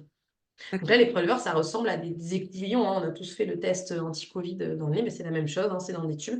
Et je viens prélever la moisissure, je ferme et j'envoie ça au laboratoire. Ou alors j'ai des appareils qui viennent capter sur la quantité d'air, attraper une quantité d'air pendant plusieurs minutes avec une petite gélose d'impact. Et ça, on envoie ça au laboratoire pour la moisissure. Mais voilà aujourd'hui les appareils que j'ai. Donc température, humidité, CO2, vous l'avez. En tant que chargé de visite, vous avez les mêmes choses. Et moi, après, j'ai juste le complément le formaldémetteur en supplément, surtout. Et les prélèvements qui doivent avoir un Et coût. les prélèvements qui sont propres là à la visite santé pour la moisissure. D'accord. Et la prise en charge du matériel d'une part, et puis du rôle euh, de, de, de l'analyse, en tout cas le coût de l'analyse de tes prélèvements, on sait que ce n'est pas forcément donné, c'est pris en Tout à charge fait. dans le cadre du SLIM? Alors, il y a plusieurs choses qui sont prises en charge. Oui, aujourd'hui, alors on a fait nous une expérimentation, c'était 3 ans d'expérimentation. On l'avait fait passer en visite secondaire, donc ça a demandé nous un peu d'investissement, puisque c'était du test, hein, je dirais, sur les 3 dernières années du SLIM. Donc on était sur les visites secondaires, donc on n'avait pas un gros volume. Donc on ne faisait plus de prélèvements sur la dernière année, parce que Les prélèvements coûtent entre 40 et 50 euros, et il peut aller un peu plus selon le type de prélèvement qu'on fait. Donc, c'est un budget qu'on n'avait plus. On a fait sur les 2 premières années dans le cadre du SLIM, donc on avait un petit budget, et en plus, on avait répondu à des appels à projets. Donc, on a été chercher du financement en plus.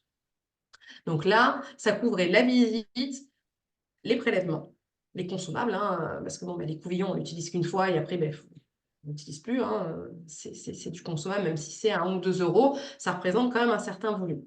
Et la visite, les prélèvements et montant un mois. Il faut imaginer qu'une visite, c'est à peu près ça dépend, après, un cours, c'est compliqué de le donner, ça dépend des structures, ça dépend des déplacements, ça dépend de plein de paramètres, mais une visite, elle peut aller de 300 à 500 euros, selon vos frais de structure, d'achat, de matériel, de tout ce que vous avez besoin, et on l'amortit sur une année ou sur 2 ans en fonction du nombre de visites. Mais mes autres collègues CMEI, par exemple, ou CHS, hein, on va prendre la même chose, sont rémunérés entre 300 et 350 et 450, 500 euros selon les départements, les ARS et ce que couvre la mission de CMEI. Donc là, on n'est plus dans le cadre de la précarité, attention, on est vraiment sur financement avec les ARS et prescription médicale. Donc là, ça prend en compte le déplacement, le temps de visite et de rapport et le coût du prélèvement. Souvent, on a une enveloppe prélèvement en plus et on vient piocher dedans au fur et à mesure en fonction des situations. Ça, c'est dans le cadre des ARS. Sinon, nous, dans le cadre du SIM, cette année, dans le nouveau SLIM, ou dans le nouveau marché, la mission santé, après les 3 ans d'expérimentation, est devenue une mission à part entière. Donc, elle est rémunérée à peu près autant qu'une visite SIM. Il n'y a pas juste autant de suivi et de médiation que pour le chargé de visite SIM. D'accord, tu répercutes tes missions habituelles dans le cadre. Et là, c'est une mission, elle est payée au nombre de visites dans le cadre du SLIM. C'est devenu un vrai morceau du marché, en fait. Le labo, il est classique tout venant ou il faut s'adresser à Alors, un peu spécifique? non, alors nous, on travaille avec. Alors, c'est des laboratoires spécialisés, hein, mais nous, c'est le laboratoire départemental. Donc, ils travaillent avec l'INRA notamment. Sur tout ce qui est prélèvement, mesure, je dirais, environnementale et végétale. Ah oui, donc on est quand même sur une spécificité, on ne s'adresse pas au Oui, labo. alors ça c'est avec les INRA et donc on en trouve un peu partout. C'est le labo départemental, hein, qui fait de la biologie animale ou végétale. En règle générale, ils peuvent faire ces prélèvements-là. Il y a des laboratoires qui sont aussi médicaux et qui travaillent avec les CMEI et qui sont un peu plus spécialisés et qui vont faire les analyses et prélèvements, analyse des moisissures. J'ai 2 questions sur Oui. les polluants biologiques et puis après on va passer aux questions qui concernent plus les orientations et les soutiens renforcés dans le cadre du SLIM. Une question sur les acariens. Comment sait-on si on est allergique aux acariens? Quels sont les symptômes? Alors, l'acarien, le symptôme, c'est comme une allergie. Donc, alors, ça va venir plus souvent le matin. Après, je ne suis pas médecin, donc je ne peux pas vous spécifier. Déjà, il faut pour être sûr à 100%, c'est un test. Un test avec un médecin et un allergologue ou une prise de sang. Donc, il va vous dire si vous avez les IgE, ça s'appelle comme ça, trop fort, très fortement élevé sur. Donc, on sait qu'on est allergique. À quoi? La seule chose pour savoir à quoi, c'est de faire le prick. C'est sur l'avant-bras, là, c'est avec un temps, on met des petites gouttes, on fait un petit point, et si ça nous fait une petite papule, hein, une petite vésicule, sur le point acarien, parce qu'on a mis un réactif acarien, ça veut dire que vous êtes allergique à l'acarien. Donc ça, c'est la seule façon de le valider à 100% au niveau médical.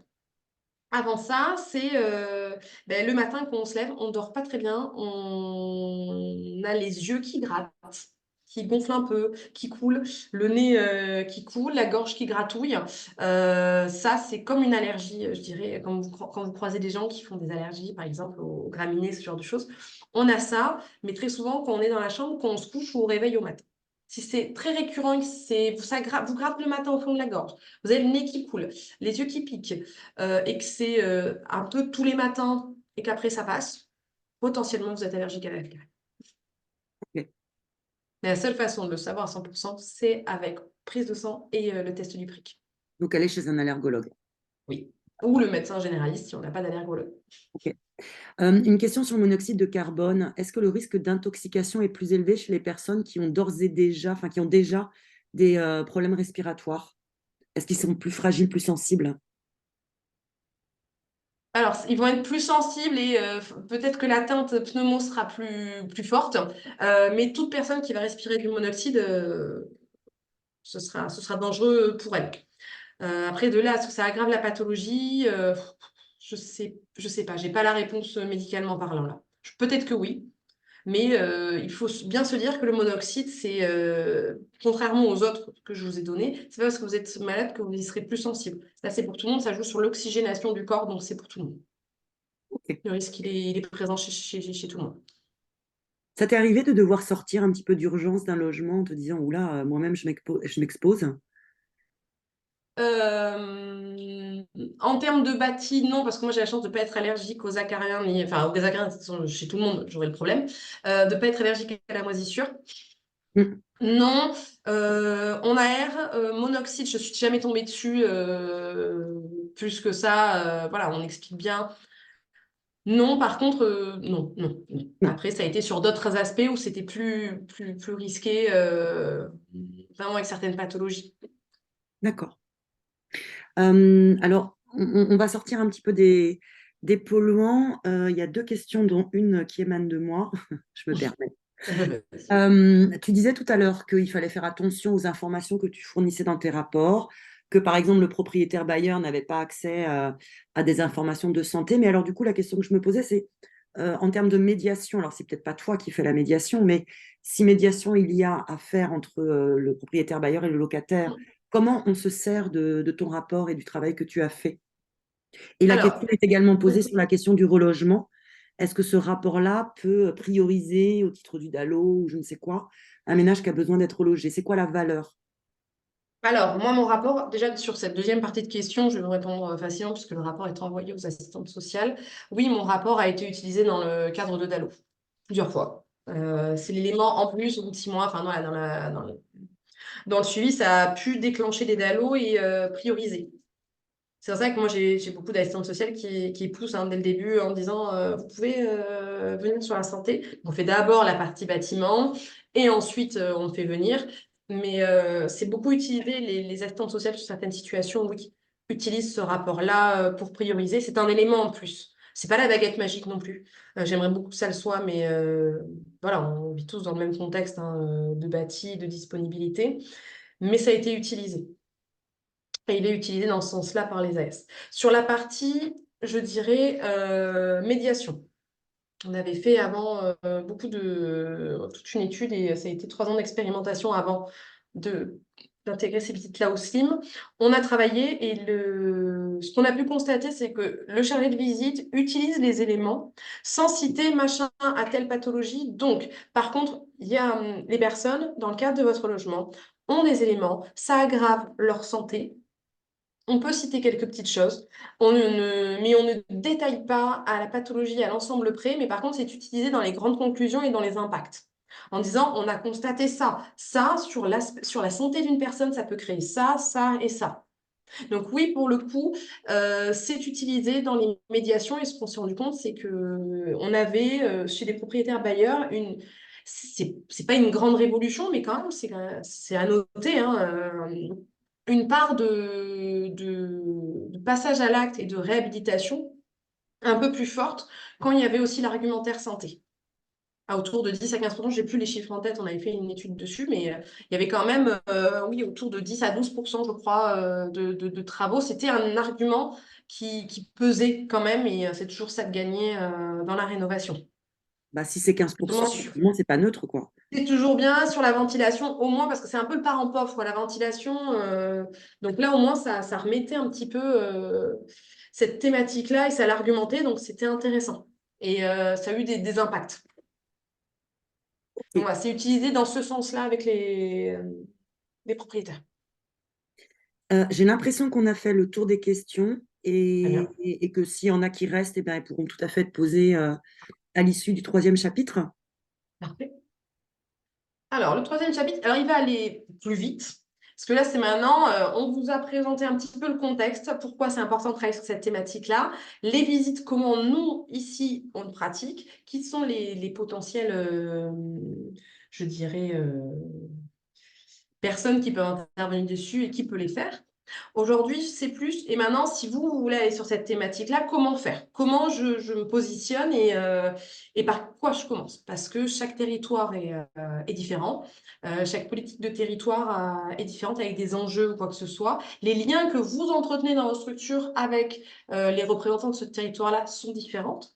Mais on a essayé de faire quelque chose de pas trop large, parce que sinon on perd, mais voilà, un petit peu efficace. Alors la première salle, elle est très large pour le coup, mais un peu à l'encontre de ce que je viens de dire. Mais on commence par ça. Donc là, c'est quand on travaille sur la santé, voilà tous les acteurs de cette filière santé qui existent. Donc ils sont très larges. Aujourd'hui, pour aller voir chaque personne pour monter quelque chose, ça va être compliqué. Il y en a qui sont un peu plus loin de nos représentations. Mais c'est au moins savoir dans quel écosystème je me positionne. Donc, vous savez forcément qu'on parle de santé, on met le bénéficiaire au centre. D'accord? Quand on parle de bénéficiaire, attention, c'est le patient et c'est les aidants. Donc, c'est-à-dire aussi les familles aidant le malade ou quoi que ce soit.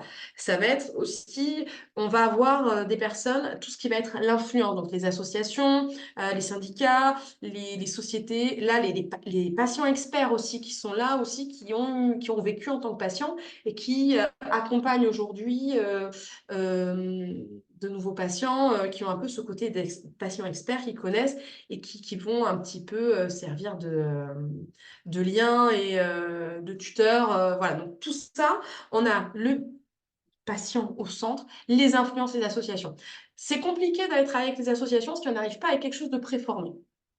C'est pas moi les premiers que je mobilise, ça vient après. Vous avez tout ce qui est l'administration, tout ce qui va réguler. Donc là, on a tout ce qui va être les services aussi de l'État, avec les ARS, les collectivités territoriales, les ministères, voilà, tous les organismes de santé, les CAF, les compagnies, tout ça, ça fait partie des administrations. Après, vous allez avoir tout ce qui est le financement. Donc là, on va parler plus de la sécurité sociale, ce genre de choses. C'est pareil, eux ont ici sur la partie financement, les mutuelles sont sur des accords, sur des choses très spécifiques. Les mutuelles, ça peut être un vecteur de financement pour des actions. Il faut déjà avoir quelque chose de bien préformé pour leur présenter. Donc ensuite, on a voilà, tout ce qui va être le financement et de la recherche et développement. Ça, c'est encore une autre partie. Les structures accompagnantes. Donc les centres de ressources, les pépinières, les pôles culturels, voilà, tout ce qui est les cadres de santé. Voilà. Vous avez énormément de choses à l'intérieur. L'ANSES aussi, tout ce qui va travailler les agences de santé. Et là, vous allez avoir les soignants et la recherche. Donc là, on est vraiment plus sur le soin à part entière. Donc là, on est vraiment sur une approche du soin. Donc pour commencer, voilà un petit peu, quand on parle de santé, c'est tous ces facteurs-là. C'est très large. Tout le monde travaille un petit peu sur la santé, à une part de santé, et notamment quand on parle de santé environnementale, puisque là aujourd'hui, nous, on va travailler sur ça. L'expérimentation qu'on met, et aujourd'hui, on n'est plus de même dans l'expérimentation, on est sur de l'action avérée, financée et qui fonctionne. On est à cheval entre du bâtiment, quand on regarde sur le prisme du SLISM, bâtiment, habitants et santé. Donc on est vraiment à cheval et on est vraiment sur la thématique santé environnementale. Donc il faut avoir connaissance de tout ça, savoir que toutes ces personnes-là peuvent à un moment donné peut-être être des intervenants financiers ou des vecteurs ou des signalements, des personnes qui vont être partie prenante, je dirais, au niveau opérationnel, développement ou financier, si vous voulez mettre en place des actions santé et bâti. Donc ça, c'est un petit peu pour se repérer dans la sphère. Et plus concrètement, si vous voulez travailler sur la thématique, comment faire? Moi, je pense qu'il y a 4 prérequis à avoir. C'est-à-dire, vous avez 4, si vous voulez commencer sur cette thématique santé, et SIM, ça va être ces 4 rendez-vous-là, on va parler de rendez-vous, de prise de contact, sont pour moi un petit peu les premiers jalons à poser avant d'aller voir tout le monde, sauf si vous avez des liens particuliers. Ça, c'est à nuancer. On va dire que c'est la grande généralité. Ce que je vous disais tout à l'heure en introduction, ça dépend aussi de vos territoires et de vos propres contacts sur les territoires et des liens que vous avez créés à travers d'autres actions. Ça, c'est la grande généralité. Elle peut être nuancée ou améliorée et personnalisée en fonction de vos structures et de vos liens. La première chose, c'est l'ARS. L'ARS, ça reste un service d'État quand même, qui va avoir beaucoup de dispositifs sur le territoire et aussi qui travaille avec énormément de réseaux. Donc, quand on travaille sur cette approche santé environnementale, ils ont des services santé environnementale. Santé et logement, ils siègent avec nous dans les acteurs qu'on connaît dans le cadre des CIM, hein, tout ce qui est PDLHI, enfin, tout ce qui est logement indigne, c'est un acteur qui travaille sur le bâtiment et la santé. Par exemple, tout ce qui va être peinture au plomb, ce genre de choses qu'on doit classer un logement avec ces défaillances-là qui impactent la santé, c'est l'ARS derrière. Donc, je pense que c'est important de commencer par eux. Oula, excusez-moi, j'ai été trop vite. Parce qu'ils connaissent les réseaux. Ils vont vous amener de nouveaux interlocuteurs ou ils vont pouvoir vous orienter à qui de droit sur votre territoire. Et ils ont des fois aussi des dispositifs qui peuvent être intéressants de connaître parce que vous les avez déjà dans le cadre du CIM. Donc, c'est d'aller à travers ce que vous faites déjà et ils vous connaissent dans le cadre du CIM, d'aller un petit peu remonter la pelote de lait. Ensuite, il y a la région. La région, pourquoi? Parce que la région travaille avec l'ARS, notamment dans la mise en place du plan régional de santé environnementale. Je vous ai présenté tout à l'heure, ONEL, c'est la santé environnementale. C'est un plan national qui est, je dirais, mis en place par les régions et les ARS. Donc là, déjà, dans ces plans-là, ça vaut le coup d'aller les regarder et de regarder dans quelle, des fois, sous-partie vous pouvez vous positionner. Il y a forcément des choses avec la qualité de l'air intérieur ou le bâtiment. Donc, ça peut être un premier vecteur et un premier réseau aussi à aller mobilité. Et par la région et le plan régional de santé, vous bouclerez avec l'ARS, de toute façon, parce que les deux sont partenaires sur la mise en place de ces plans régionaux. Et ça vous permet aussi d'avoir un petit peu quelle est l'importance et la politique menée sur votre territoire. Ensuite, le département. Les SLIM sont mis en place aussi avec les départements, forcément. C'est le premier à travailler sur le social, c'est le département, c'est lui qui porte cette thématique-là. Mais aussi, il va avoir un service de santé dans certains endroits, et un service de l'habitat. Développement durable aussi, ce sont les 3 grandes entités sur lesquelles il travaille. Donc, c'est d'aller rencontrer chaque service et de faire le lien, notamment avec ONEL, c'est la santé environnementale, c'est-à-dire c'est un ensemble et on fait tous partie du même bateau. D'accord? Le fait de cloisonner, c'est normal, on travaille en étant cloisonné, mais ces concepts-là, un petit peu décloisonnent et on peut y trouver un intérêt. Et c'est aussi ça, c'est pour ça que je vous ai présenté ces éléments-là en amont. C'est pour rebondir et pour regarder un petit peu ce qui peut être fait et comment aller travailler avec chacun. Notamment, je mets en avant, moi, c'est beaucoup de personnes qui m'envoient hein, les alertes. Elles arrivent par les maisons départementales de la promotion de la santé hein, et les centres de PMI. Parce qu'ils croisent au quotidien des patients et qu'ils croisent aussi au quotidien des gens qui sont en situation de précarité énergétique. Donc, on a les mêmes personnes et on va leur offrir une offre complète et globale sur leur état de vie et de bâtiment. On ne va pas travailler sur le bâtiment, on va aussi travailler sur leur santé et vice-versa. Donc, ça, c'est extrêmement important. Donc, ce service-là et ces personnes-là sont importantes à aller voir. Et souvent, celui qu'on soupçonne un peu moins, mais qui est à aller creuser, donc ça, c'est chaque territoire sera différent, chaque ville sera différente, c'est les communes et notamment les grosses agglomérations. On peut avoir aussi d'autres entités, hein. Par exemple, nous, on en a, c'est le parc régional qui travaille et qui a mis en place un contrat local de santé. Donc, un contrat local de santé, c'est de se poser avec différents acteurs et de mettre en place, encore une fois, avec l'ARS. Donc, on voit bien que l'ARS va intervenir à chaque moment. C'est pour ça qu'elle est votre interlocuteur déjà si vous voulez travailler sur la santé, pour se dire, se positionner, d'aller conventionner, d'aller regarder un petit peu l'offre de santé sur son territoire. Donc ça, c'est aussi fait avec l'ARS, mais en dehors sur l'aspect aussi qualité de vie. Le contrat local de santé, il est sur tous les facteurs. Il n'est pas sur la santé et que le centre de soins et l'hôpital.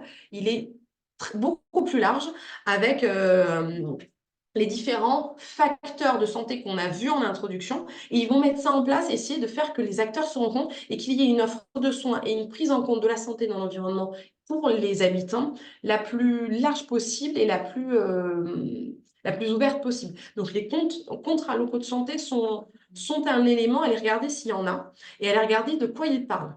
Souvent, ils ont plusieurs items. Ils vont parler de soins ou de soins aussi mental et social. C'est aujourd'hui beaucoup repris dans les contrats locaux de santé, tout ce qui est santé mentale et santé donc ça, et bien-être. Donc ça, sur des situations où vous êtes des fois en difficulté, on l'a vu hein, dans le cadre du CIM aux dernières journées du rappel, c'est une thématique qui revient très souvent.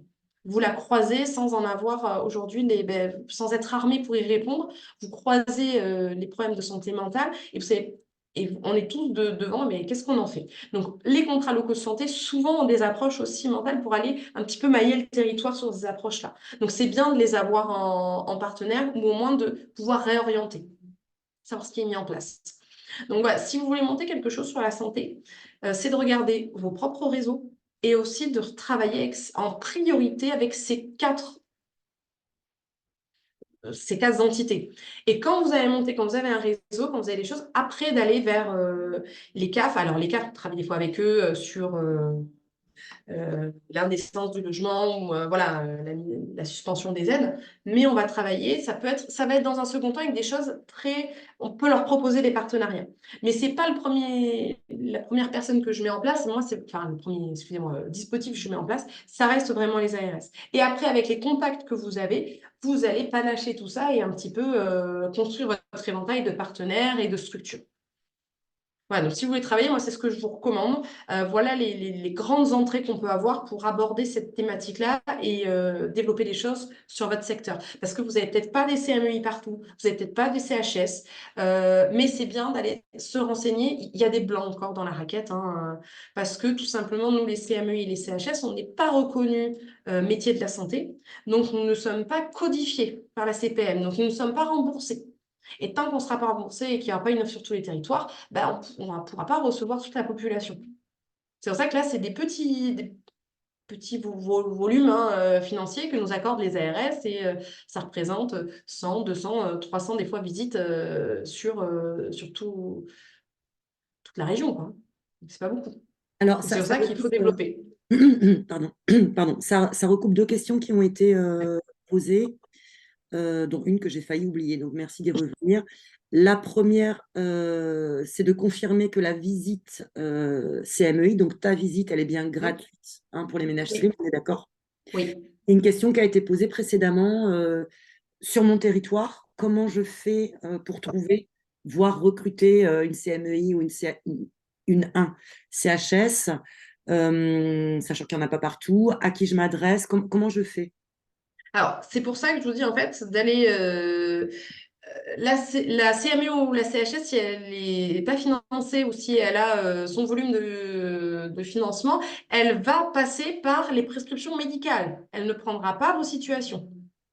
Enfin, les CMU et les CHS, dans le cadre des financements des ARS, c'est sur prescription médicale. Vous n'êtes pas médecin. Donc, vous pourrez en parler avec elle. Donc, c'est-à-dire qu'il faudra monter un mode opératoire, un dispositif pour pouvoir en bénéficier. Nous, c'est pour ça qu'on l'a fait dans le cadre du CIM. Donc, c'est pour ça que la CMU et la CHS, c'est bien de les rencontrer si vous en avez sur les territoires. C'est pour ça que je vous dis qu'au début, il est mieux de travailler avec les ARS, les régions ou les départements, et ensuite de se dire, ben voilà, nous, il y a ces expérimentations qui existent. Vous travaillez sur cette thématique-là, comment on peut construire ensemble? Est-ce qu'on peut intégrer un dispositif? Est-ce que non, il y a quelque chose qu'on peut construire? La CMEI toute seule, ça va dépendre de son rôle. C'est plus intéressant d'aller voir directement l'ARS qui la finance. Si on veut dire non, on ne travaille que avec les médecins. Par contre, si on le fait différemment avec d'autres partenaires et d'autres financements, on peut voir comment on fonctionne ensemble. Nous, on ne travaille pas directement avec les ARS. Les ARS c'est qu'on existe. On a intégré le réseau de visite classique par le médecin, mais on se connaissait. C'est pas eux qui nous ont financé les visites santé dans le cadre du SLIM. Pour le coup, nous, ça a été le département dans son programme SLIM qui a intégré la partie santé. Mais qu'on connaisse tout ce périmètre. Et on a obtenu des financements parce qu'on a déposé les projets construits auprès de financeurs potentiels. Mais voilà comment ça se construit. C'est-à-dire que d'aller voir la CME et de dire j'ai des situations, est-ce que vous pouvez les prendre? En général, vous aurez un non. Parce D'autant qu'elle plus n'est qu'il pas n'y a pas les financée pour ça. financements qui vont avec Elle ça. n'a pas le financement. C'est toute une question de financement. C'est pour ça que ces quatre personnes, pour intégrer et pour connaître un petit peu la santé environnementale, pour monter quelque chose et rencontrer les dispositifs, qui peut faire quoi, et monter un dispositif. Et après, d'aller chercher les financements, Alors, parce que potentiellement, dans ces quatre, il y en a qui lancent des appels à projets. oui. En tout cas, tu poses l'ARS comme première pierre et partenaire un petit peu incontournable. Est-ce que parmi les gens qui sont là autour de la table, il y en a qui travaillent avec l'ARS, qui ont essayé de travailler avec l'ARS, qui ont rencontré l'ARS? Est-ce qu'il y a peut-être un retour d'expérience là-dessus? Ou c'est pas un partenaire naturel du tout pour le moment? personne ne travaille avec l'ARS. Ça m'étonne. La même chose pour les autres partenaires. normal. Ouais. Ouais, c'est normal. Mais c'est-à-dire que vous pouvez commencer par le département. J'ai pas mis, faut pas commencer que par ARS, mais vous pouvez commencer par le département. En fait, il faut aller par sphère, avec qui je travaille au quotidien et qui peut avoir cette thématique-là. OK?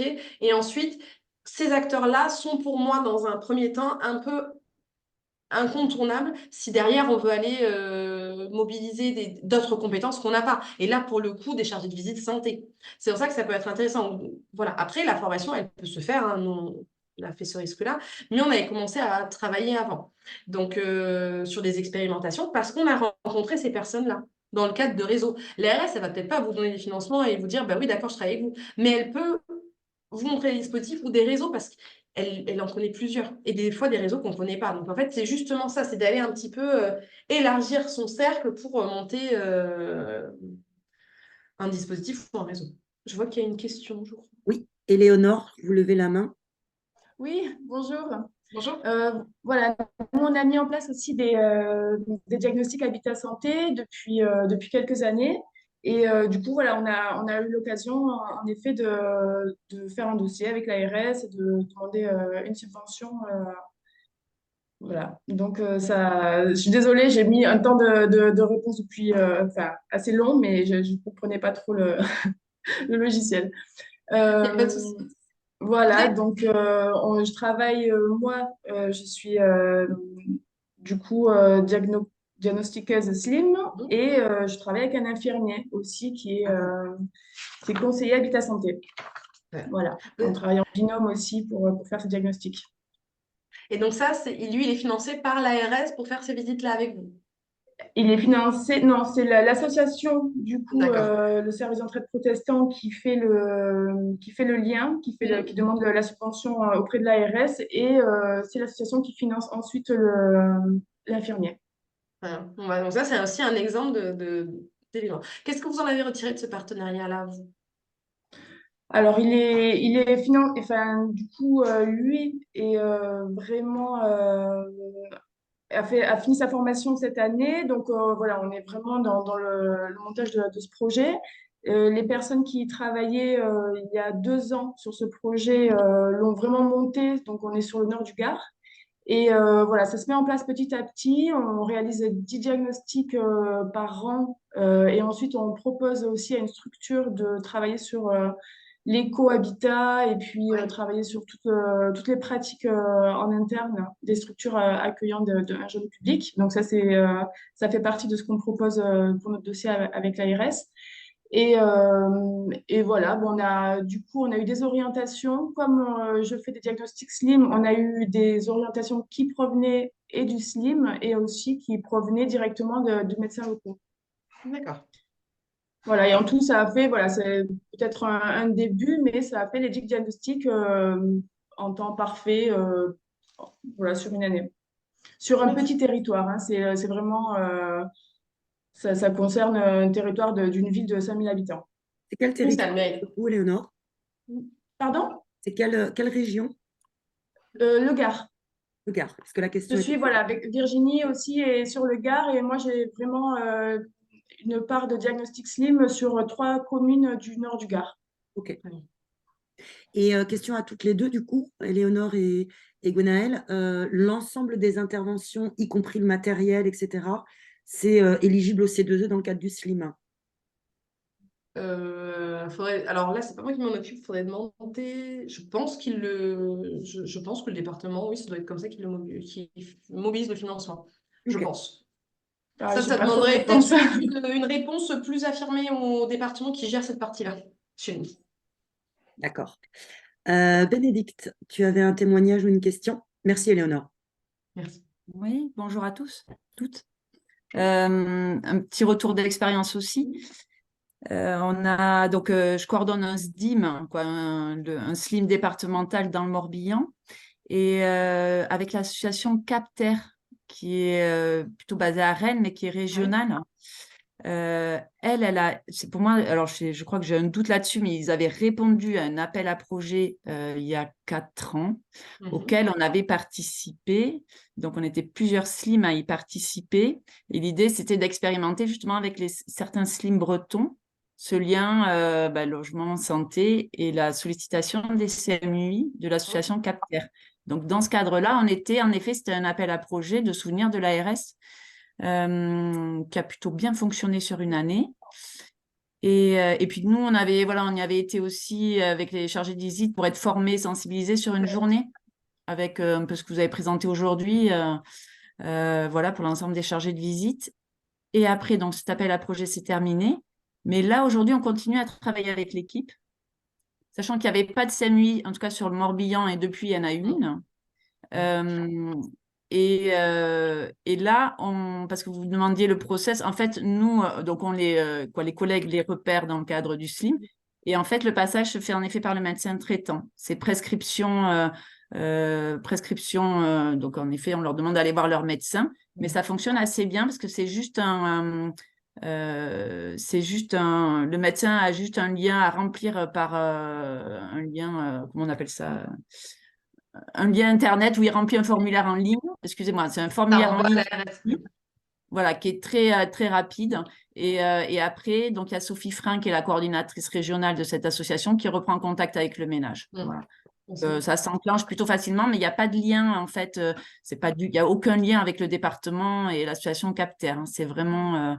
je pense que eux, après, le financement pour eux, je pense que c'est... Je dis pas de bêtises, je pense que c'est quand même l'ARS qui est Oui, derrière. parce que s'il y a la prescription médicale, ça revient dans le giron des CMU et des CHS Oui, par le voilà, biais c'est de ça. l'ARS.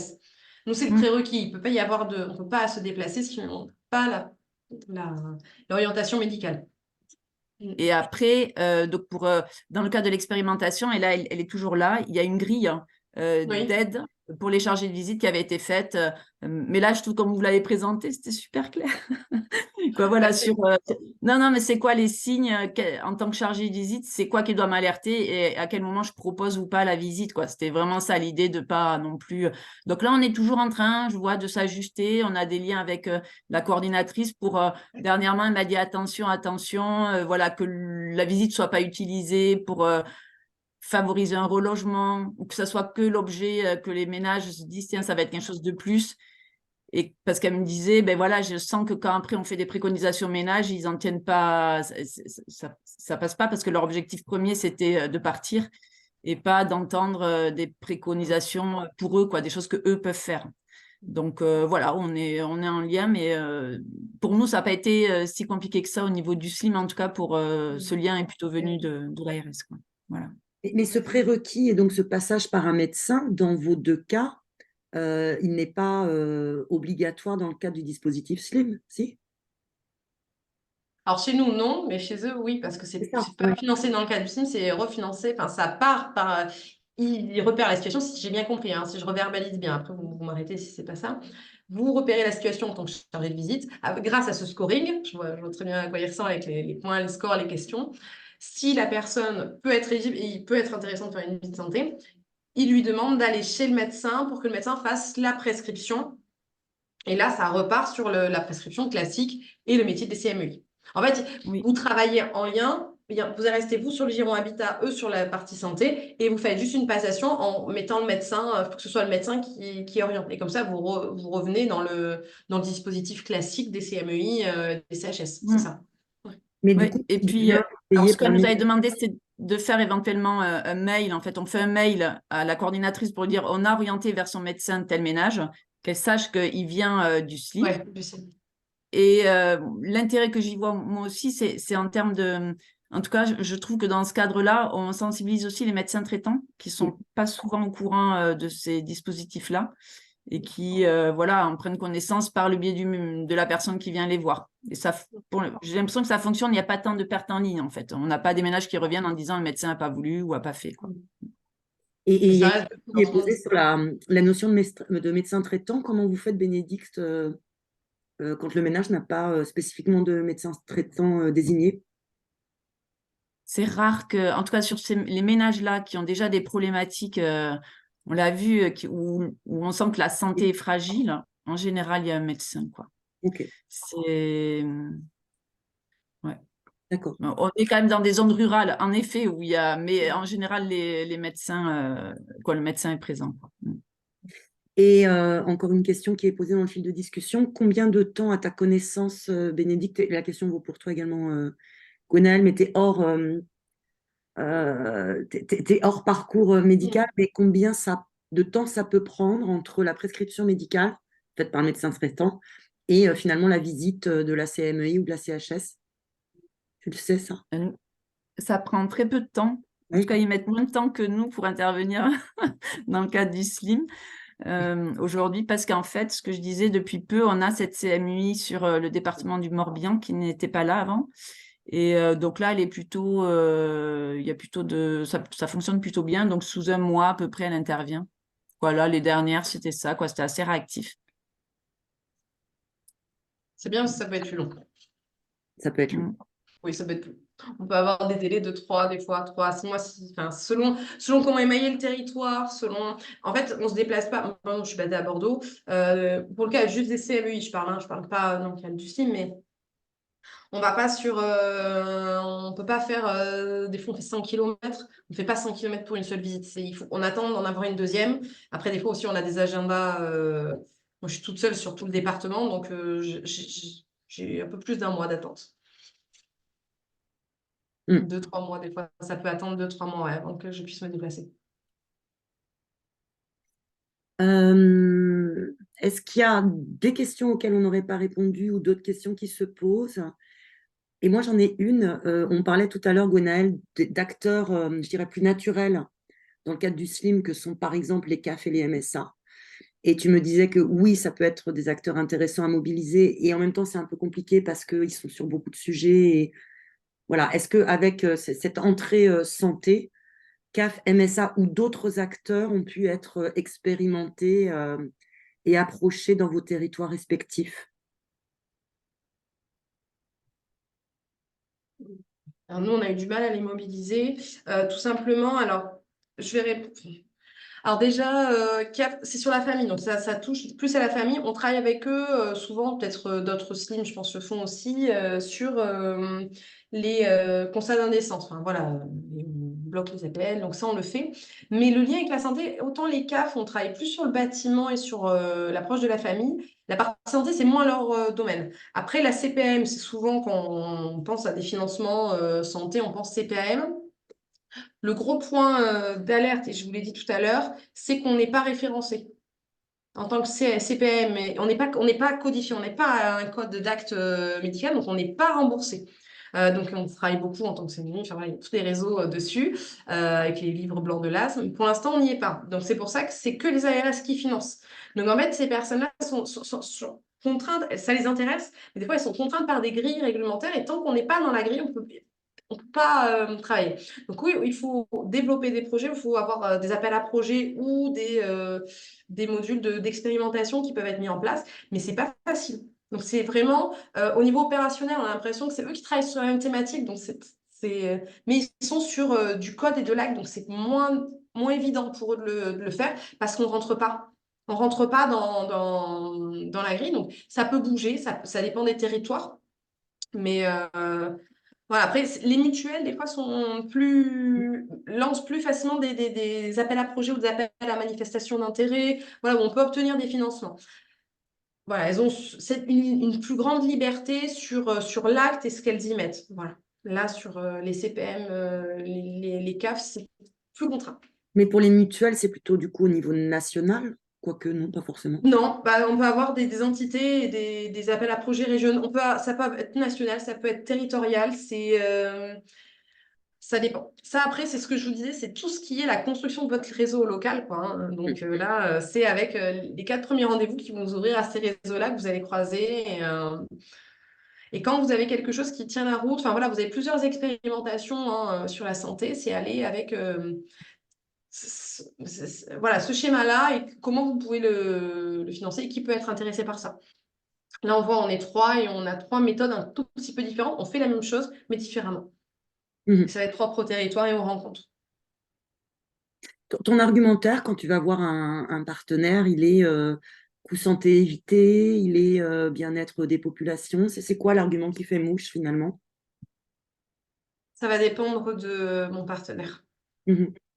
je suis obligée de recaler. L'argumentaire, c'est vraiment le patient. Et c'est pour ça que je vous présente vraiment la santé environnementale, parce que c'est ça.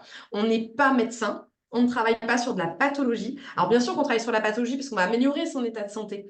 Mais ça, avec l'ARS, ça marche. C'est vraiment, on est sur ces éléments-là, on est sur la protection des populations, hein, réellement, sur je dirais les grands enjeux.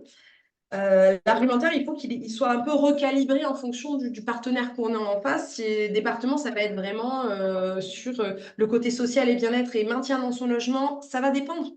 Ça va dépendre. Mais c'est vraiment le repérage du patient avec des patients non suivis, non au courant. Donc, on va pouvoir identifier et remettre dans un parcours de soins. Ça, c'est un premier argumentaire. C'est la promotion de la santé.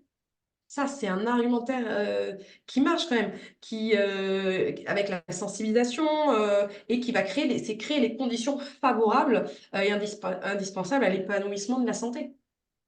Voilà, ça, c'est les argumentaires, c'est vraiment, et c'est dans les actions préventives, notamment, c'est l'ARS qui est définie, hein, qui vise à éviter et réduire le nombre de maladies. Donc, ça, c'est l'ensemble des mesures. Donc, avec ces trois grands argumentaires-là, on arrive quand même à rassembler les gens et de se dire, bon, maintenant, qu'est-ce qu'on fait? C'est pas parce que vous mettez ces trois argumentaires que vous aurez forcément du financement des dispositifs, mais ça répond à leurs enjeux. Ça répond à leurs enjeux. Ils ont besoin de Ouais, faire percoler leurs enjeux dans les tout à territoires. fait. Donc, ils peuvent y trouver un intérêt, en tout cas. Voilà. Ouais. Et s'il y a déjà un dispositif qui y répond, ils peuvent vous dire, ben, nous, on a ça, on le fait comme ça, et comment vous pouvez vous y intégrer éventuellement? On n'est pas très loin des midis. On est pas mal. On a bien tenu le timing. Bravo et merci, Gwenaëlle. Juste pour information, alors non, il y a encore une petite question. L'ARS ne peut pas communiquer les personnes. La liste des personnes CMEI et CHS. Alors, parce que Bonne question. le mieux, alors j'ai pas trouvé la listing des CHS, ça m'embête. Le mieux, c'est, vous avez sur, tout au début, je vais revenir vite en arrière, je vous ai mis deux sites internet. Et notamment, il y a le réseau CMEI France où vous avez la liste par département. Ah oui. Sur le CHS, j'ai pas réussi à la trouver. Ça, voilà. Mais déjà, CMEI France ici, vous avez les CMEI sur les territoires que vous pouvez contacter. Après, l'ARS, si, normalement, peut vous les communiquer si vous lui demandez, pourra vous donner des éléments. Le souci, c'est que je n'ai pas trouvé le listing des CHS. Donc, si quelqu'un là, je suis preneuse, mais je n'ai pas réussi à le trouver. Ça marche.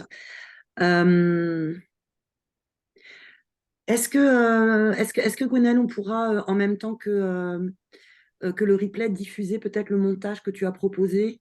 Alors, peut-être avec des modifications, hein, si tu souhaites raccourcir des trucs, mais ce sera l'occasion d'avoir les liens justement qui sont demandés. Autre point, dans le cadre de la boîte à outils que Leclerc alimente et constitue pour les territoires SLIM, il y a une fiche retour d'expérience qui va arriver bientôt, donc qui sera rédigée par Gwenaëlle justement, sur la prise en compte de la santé dans un dispositif SLIM et la façon dont ça se passe en Aquitaine. Donc, il y aura là aussi un retour d'expérience, des explications, des illustrations. Donc, ça vous sera mis à disposition normalement au mois de janvier. Et s'il y a des questions particulières vis-à-vis du CREAC, tu t'embêtes pas, Gwenaëlle, tu ramènes tout sur ta collègue, toi. C'est ça? Oui. Oui. Je ne serai plus là l'année prochaine, donc c'est pour ça que je mets Lorraine, donc votre interlocutrice à partir de vendredi prochain et l'année prochaine. Ce sera Lorraine Delavaux, donc qui est CHS et qui prend en charge tout le volet santé au sein du CREAC. Voilà. C'est pour ça que je n'ai pas mis mon mail. Vous pouvez, hein, mais comme je m'en vais, je vous laisse vraiment, Lorraine. On travaille ensemble depuis plusieurs années. Elle est CHS, elle connaît très bien la thématique, donc elle sera vraiment en mesure de vous aider. Est-ce que tu peux retourner rapidement, Gwenaëlle, sur le lien que tu nous montrais? Oui, Comme ça, les gens peuvent oui. le Je recopier. vous le mets. Et voilà, et on s'arrêtera là-dessus après. Donc, cmei-france.fr. Oui. L'autre, je vous ai mis la formation CHS. Donc après, j'ai pas réussi à trouver de listing, mais il y a au moins des coordonnées. Donc peut-être qu'ils ont même en passant par l'université, ils peuvent vous donner, je pense, l'état des lieux, combien il y a de CHS et où en France. Super. Un grand merci, Gwenaëlle, pour ce retour d'expérience et ce témoignage. C'était vraiment très intéressant et je pense que ça a été apprécié. Donc, merci beaucoup. Et puis, pour ceux qui voudront réviser, il y aura donc le replay qui vous sera envoyé très bientôt, où vous trouverez les liens, et puis donc cette fiche retour d'expérience qui va suivre. Et je Voilà. complète juste en vous disant aussi que pour l'année prochaine, à partir de, on va dire entre juin et septembre, je n'ai pas de date officielle, le prochain MOOC que vous avez peut-être pas mal d'entre vous suivi sur la précarité énergétique va être revu. On est en pleine rédaction, on est en plein tournage. Il y aura maintenant sur les 4 semaines une intégration de la partie santé et habitat. Donc la thématique sera santé et habitat fera partie des apports qui vous seront donnés dans le cadre du MOOC précarité. Oui, bien, Voilà, bien vu. Et pour ceux qui ont déjà suivi le MOOC, ils ne seront pas obligés de tout refaire, ils pourront aller directement sur ce module santé. c'est ça. Ils pourront aller piquer chaque semaine, il y aura un petit module. Voilà.